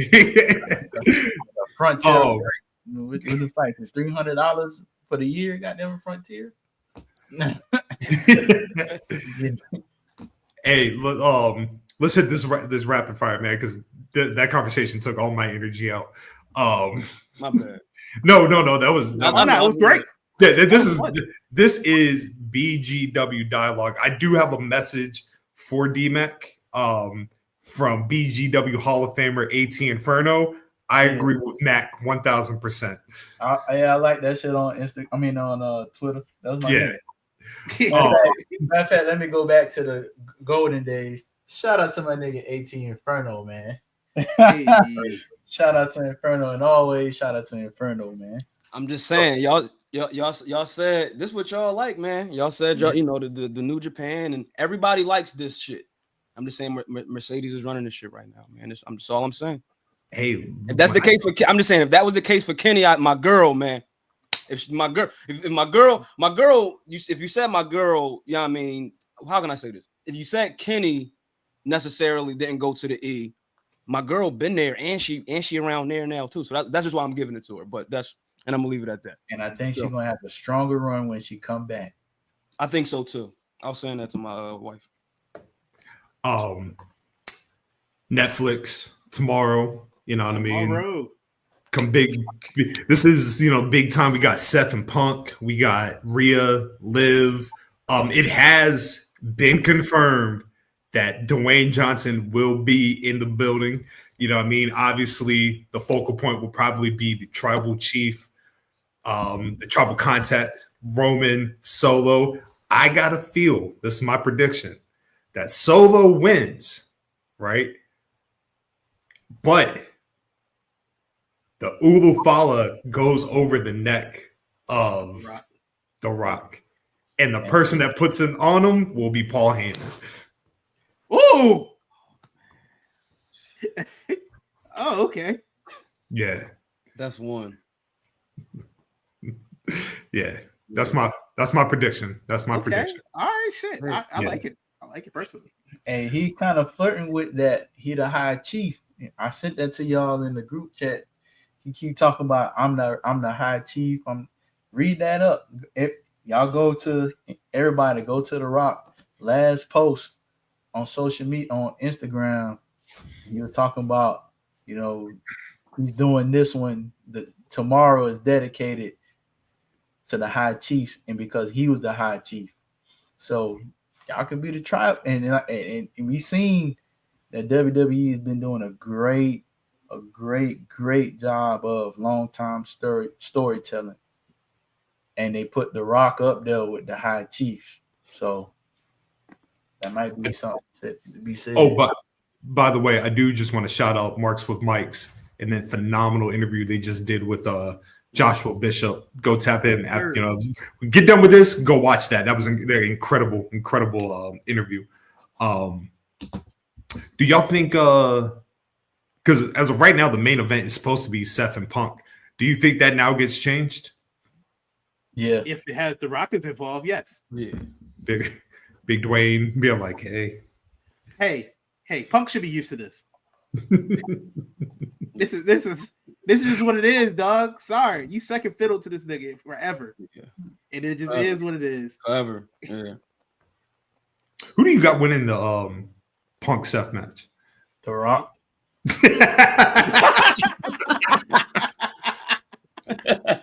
Really. And I'm glad because the whole time we talking, I'm like, yo, we about to see him tomorrow. Like, Mac is making a great fucking case. We about to see this nigga tomorrow on the premiere. Great case, yeah. But I got Seth winning. What we doing? What we doing for that? Are we gonna do predictions for that? Who won the predictions for Wrestle Dynasty? Shit, you want me to keep it 100 with y'all? This is what happened. Because I looked at the numbers. Technically, Scotland and Lo are tied, but Lo also didn't pick one of the matches. So, yeah, do what you want. Which one did I leave out? I forgot to look. Okay. I saw it and I was like, I looked at it. I was like, yo, because you forgot to pick one. Chaz forgot to pick one, because if Chaz would have picked one and got it right, he'd have been tied with you. Hold on. Like, shut up. That means if we're going by BGW rules, Nolo, who is the BGW champion? And still the BGW predictions champion, Scotland. Yes, sir. Yes. That's all I needed. We good. Hey, Lo, the one that you forgot to pick was. I know. I see it. Yeah. You forgot to pick that. That's perfectly fine, because that match, it's fine. It's fine. Hey, brother Lorenzo. Yes, sir. I just want to let you know you were destined to lose when I have the title. You know what I mean? I love you dearly, but you get the same work as everybody else. Listen, when you got it the last time, I'm like, it's about to go down. Scott champion again. I'm gonna have to deal with this. Yeah, niggas was trying to hide that information from me, Nolo, but it's all good. I ain't trying to hide shit. I'm low. This job, man. I was like, hey, bro. I sat here and I was like, hey, man. I looked at it and I didn't know how to grade it, so I was like, I looked at it as incomplete. So I left it. So now it's incomplete when we for years have the same rule in effect. Now you decided it was incomplete. Hey, man, I have to live up to this title and this award I won. My bad. Hey, that's Nolo. It's crazy, bro. Yo, tomorrow has to be the end of Rhea and Liv, right? Please. Big Bex, she pop up? You think Big Bex pops up? Yeah, Big Bex pop up every night in my house. That's crazy. Yeah, I see what you did. See what you did. Yeah. In fact, I'm about to have a match after this. I love that for you. Are y'all excited about a potential Rhea Ripley Becky Lynch rematch? Excited? I'm cool. I'd rather have a Liv. Cool with it. Yeah. I'd rather have Liv and Bex. For sure. Especially with Liv at right now in her career, I think it does more for Liv and uplift the women's the women's roster because like Rhea solidified right now. Like she can, it don't matter what she do. She can lose this and she still be Rhea Ripley. But if Liv win, it kind of keep her up in that plateau. Let her win, let her face Bex, and then you know what I'm saying, have a 3-way match with all three of them. No, you know what I mean? I don't want that.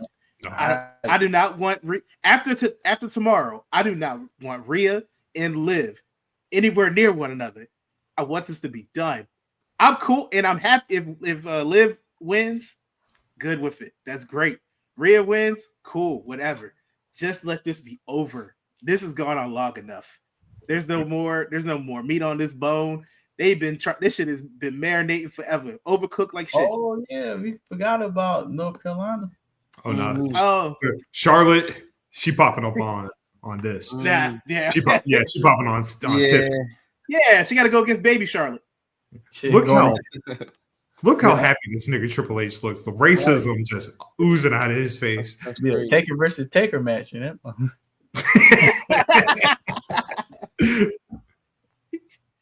Hey man, I'm not gonna lie. I'm not gonna lie. Anything I'm gonna be pointing at. That's my this nigga, bro. Yeah, the Naomi Nia Jax match was incredible. Like they got phenomenal chemistry. When Tiffany Stratton came out, I'm not gonna lie, I was kind of annoyed because I was like, yeah, I knew this what was gonna happen, but damn, can I dream just a little bit? Can I just imagine Naomi holding up the title just one time? I thought she had it, dog. Me too, bro. Me too. I'm really glad that it wasn't like like a Damian cash in, where it's like Naomi like gets the pin. And of course, in that situation, Nia Jax had to get she had to get the pin, you know what I mean? But it would have been real nasty if Trinity would have got that fucking pin and then that fucking music would have hit and she came out there with that strap briefcase. That would have been very nasty. And I don't think I'll be watching Netflix tomorrow if that would have happened. Oh no, we'd have been like fuck WWE at least for a week. Yeah, I'd have taken the belt down and everything. Fuck. I was fully prepared to be on my Dick Gregory on this episode. Huh? Huh? Oh man. Yo, that's his ad lib. Hey, I love those interviews because those were just verbal abuses. Oh my god. He literally told that brother, he was like, who the fuck are you for me to yell at? Huh? Yelling. Like the dude just asked him a question. He's saying huh, but it's almost like he's barking at him. Yeah, huh? Like Brody King last night. Like I'm trying to. So Tiffany has the title.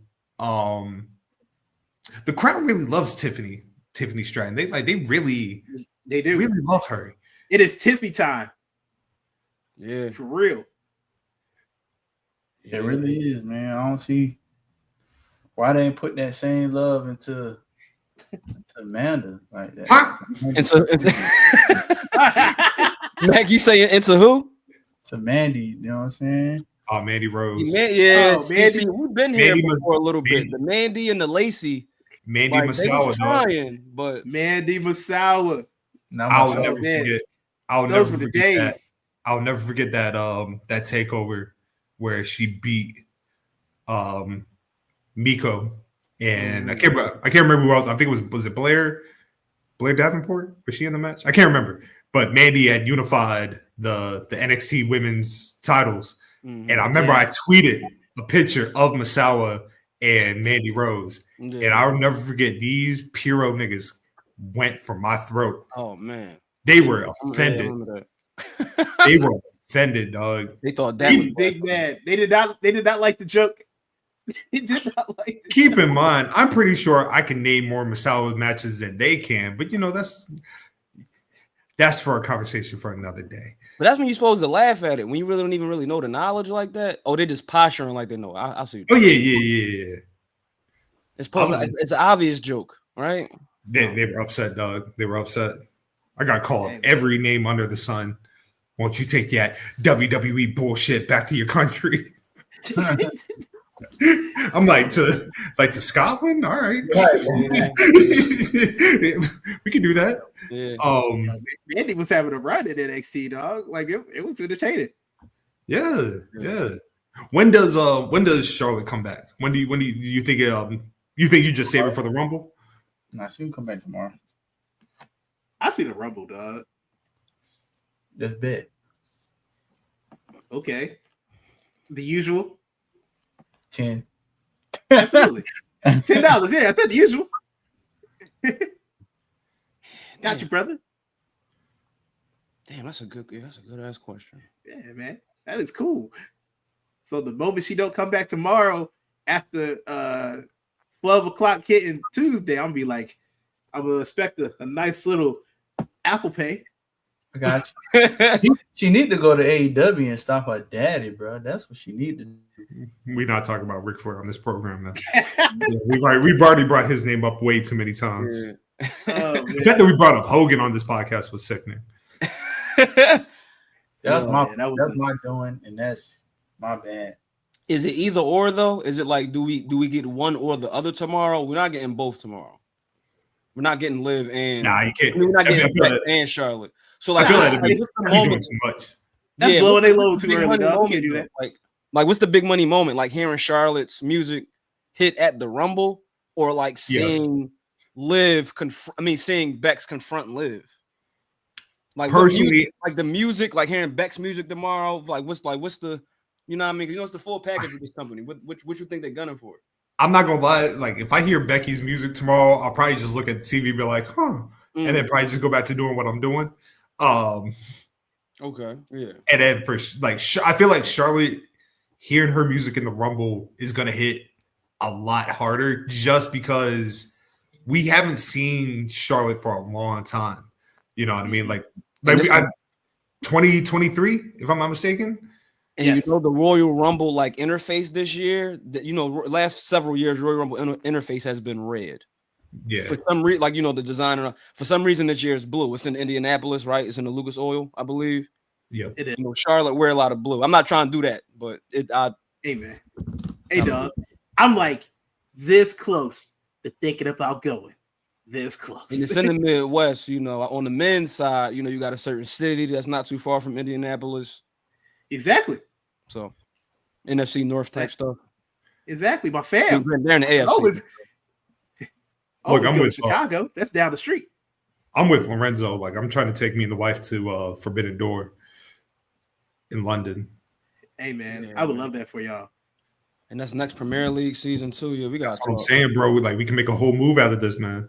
We got to talk. Yeah, we'll talk. We'll talk. A person who did not want to talk. No, he did not. The scissors from us. This nigga here, man. Crazy. Look, as a light-skinned brother myself, I know what it's like to get bullied, and then you gotta project your emotions to different things. I probably wouldn't have gone to levels he went to, but I get it. I've never had toilet paper thrown at me. Bro, he was watching us, bro. He was, man. And Degrassi. He wear glasses. He got a suit on. You seen him last night. I'm like, yeah, that was his tether on Dynamite. That was a totally different dude. Totally different. Y'all saw us, right? So that was, yeah. Red jumpsuits and all of that, but this is his red jumpsuit. These fucking clear aviator glasses. This, plaid middle of the tie. Like it's a thing. I will say, this has been the most interesting he has ever been as a character. I'll say that. Yeah, Jordan Peele, very Jordan Peele. Like, it's one thing for you. I've listened to a couple of, shout out to Post Wrestling, a couple of the podcasts that I do listen to, like, about their intake on thing, and they all slandered the segment with Ricochet and the Hurt Syndicate. And I don't know if it's just because they are of another race and they probably don't see the bigger picture that like we do. but you can clearly see like the Hurt Syndicate segment was not a burial of Ricochet. It was the start of something, right? Because they literally went in from that to the Swerve segment, and then the Swerve segment continued. And then the toilet paper, you know what I mean? Shout out to New York for even implementing that. But it's very much throwing toilet paper at somebody while slandering him in front of millions of people. What do you think is going to happen? Like, it's not a burial. Like, it would be stupid if Ricochet just ignored it completely. Ricochet ended up having one of, like, it's genuinely one of the best segments they've done in that company, because, like, you don't anticipate it from somebody like Ricochet, right? Like the scissors, like the fact that he stabbed him with the scissors and then the attack continued, like that's a serious, like that's Trevor. You know what I mean? Like that's what he should be doing. He should be Ricochet, and then there's Trevor. Trevor's the serious one. The crazy, sociopath. I get it. I see like a movie poster in my head right now. Like Trevor is the name of the film, right? And it's him standing there. He got this. Yeah, I mean, he look. He's kind of maniacal. I'm picking up what you're putting down. Probably you seen the picture of Michael B. Jordan in that new vampire movie with his two of them. Basically that. One's Trevor, the other one's Ricochet. Do you remember the episode of Degrassi when they were bullying old boy and right before he shot Drake? Mm-hmm. That's Trevor. That's Trevor. Yeah. Yeah, I want to see how this materialized, man. This boy, he wild. He's because like my thing is like, why the scissors gold? It's probably the same color as his skin. I was gonna say it's what Samantha gave. Yellow scissors. Yeah, that works too. Huh? It's what Samantha gave him. You think she pops up? Huh? You think she pops up in this? I mean, honestly, that'd be kind of dope. Like if they're like two heel people together, just two annoying ass light skins. Like she becomes his valet. Like, oh, that would be hard. She would be like, because she already like lapped a lot of like, with that announcing shit, she really like got fast tracked, right? But if she become a valet with Ricochet and AEW, like what that does to her cultural currency in wrestling? That would be crazy. That's actually probably a money like group. You know what I mean? Like like Irvin this guy, like, and she popping shit because she I can't even talk. Yeah, this shit is crazy. To my old heads, you know what I mean? Like people won't get the reference, but there was it was Jimmy Garvin and Precious. No, Sunshine, excuse me. Precious was his actual wife, but they were in the world class territory, and like they were money because they were just over the top with it. So I could absolutely see Ricochet and Samantha being like the mega heel group that like gets on your nerves, but like you can't stop them. Yeah, you know what I mean. Oh, it'd be kind of in a modern would be the Miz and Maurice. Okay. Yeah. Mm-hmm. Make it more sociopathic though. Nobody's ever really done. Yeah. No, it's done. Nobody's ever really done. All it takes is somebody, my boy. Just a little dog. Currencies. Yeah. And the last thing I have for y'all fellas, man. Oh, you know what I thought you was gonna put up a picture of for a second, and I was about to die laughing because I was like halfway paying attention. I thought it was Joy Taylor, and I was on the play. Oh no, no, nah, bro. Yo, I still gotta investigate that, bro. You should investigate that. He said you should investigate that. It's a lot. I saw a little bit, but I'm like, what's going on? I'm gonna figure it out. It's a lot. Have fun. Yo, man, shout out to Jason Taylor's little sister, bro. They said she was using what she got to get what she want. Yo, they had her looking crazy in that lawsuit. Yeah, that's crazy, bro. She straight went Players Club on the ass. Hey, motherfuckers. But yeah. But yo, shout out to Omos, bro. Shout out to Omos, man. This is huge. Shout out to that man. Yo, the Japanese crowd loves him too. Oh, they definitely do. You wonder why? Yeah. Big black man. Yo, real quick before we get up out of here. So the BGW match guide is officially live. Yes. And everything, you know what I mean? I'm sacrificing my mental for the greater good of this podcast. No, Lo, tell us why they love him. No, he's already said it. Yeah, I was about to say. I thought I said it already. I saw a video of him picking somebody up. I'm like, here we go. No. He's a big ass kaiju, nigga. What you mean? Kaiju crazy. Wow. What you talking about? Shout out to Omos, man. Yeah, I mean, but that global. Yeah, I don't know how these folks watch as much wrestling as they do. I'm burnt out. There's not even 100% guaranteed. Like I'm watching Raw tomorrow. I'm tired. I've watched. It's January 5th. I know. In 1 week, I've watched Noah.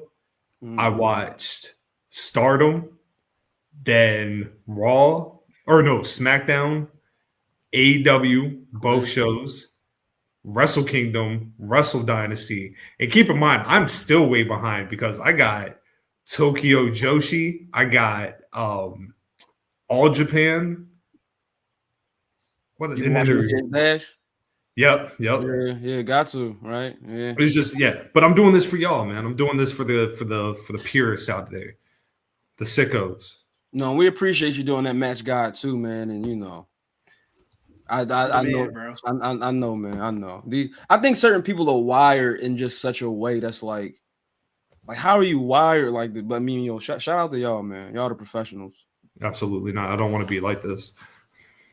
These niggas really seem jobless to me. Like I know people that have watched everything so far, and I'm like, how? When? Everybody trying to lap Meltzer. They're trying to prove Meltzer wrong. Bro, these shows are like 3-4 hours long, 5 at the most. They try and lap Cornette. They try and make it. They try and be the next bull. Well, I don't have nothing else. Do y'all have anything? Nah. Mercedes Monet. Mercedes Monet, the greatest black wrestler of all time. No, yes, Dwayne. No, tomorrow though, Dwayne gonna really make his mark on this company, on this industry though. We already seen it at 40 and all of that, but like this Netflix shit going. Hey, they gonna have some shit on this app tomorrow. Like, put it like this: like last 10 minutes is gonna be insane.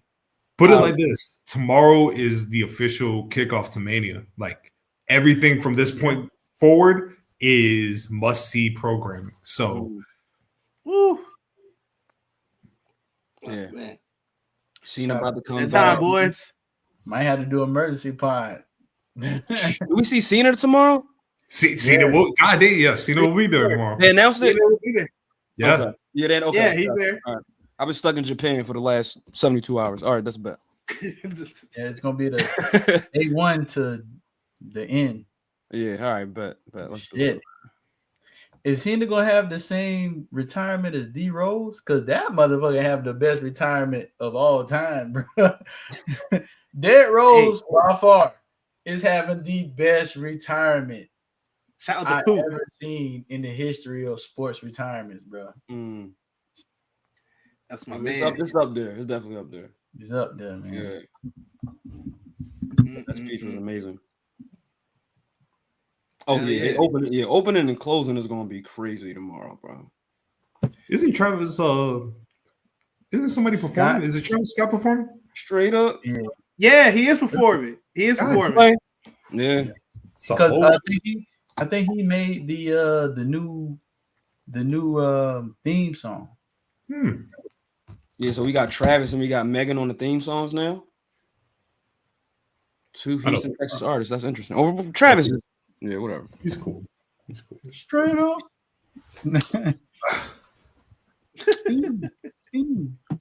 You can find me at PoeticScotland on X, Scotland_Underwood on Instagram. You can find me at LOfrmTHELEAF on X, IG, and Blue Sky at LOfrmTHELEAF. Follow the pod pages on those same 3 platforms.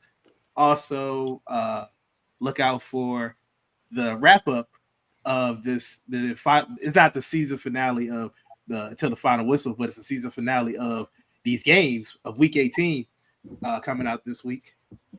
Have y'all decided what y'all doing afterwards? That's a good question. We'll see.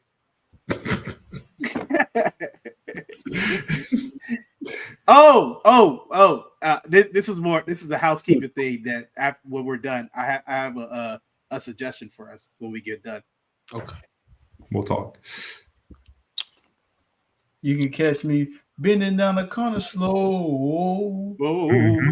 That little ball shit go crazy. I ain't gonna, that shit ass, but it's fire at the same time. If you don't catch me listening to that, you can catch me on X a little bit more now. And on IG at DMacTardy. You already know who it is, man. You can find me at LOfrmTHELEAD on both Instagram and X. The Locker Room Lead is fine. Follow the Locker Room Lead at the Locker Room Lead on Twitch and YouTube. bgwpod for life. The Flyers had just tied the game up with the Toronto Maple Leafs, so I'm happy about that. Look at y'all.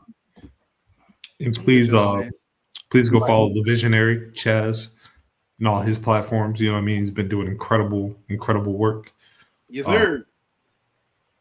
Let's see. We're on the road to 189. Yep. Next week will be a big week. You know what I mean? We got talk about the Netflix. You know what I mean? Kenny will be on Dynamite. Yep. Yeah. It's gonna be a good week for the Graps. Yeah. Yes, and it's gonna be on sucker. It's like, no, I'm about to do the my man Ray. I'm about to do the meme. You should have, man.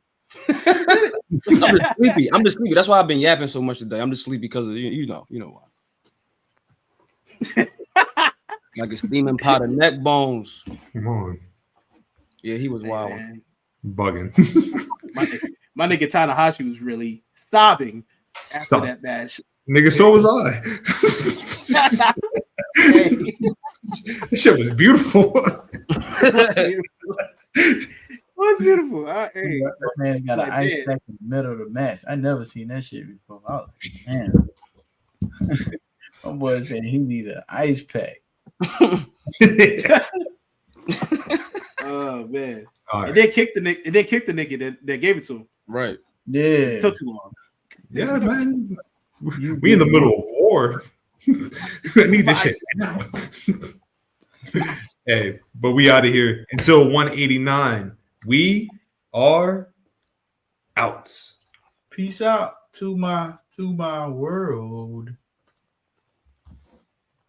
And at the end of the day, the day got it in. We done.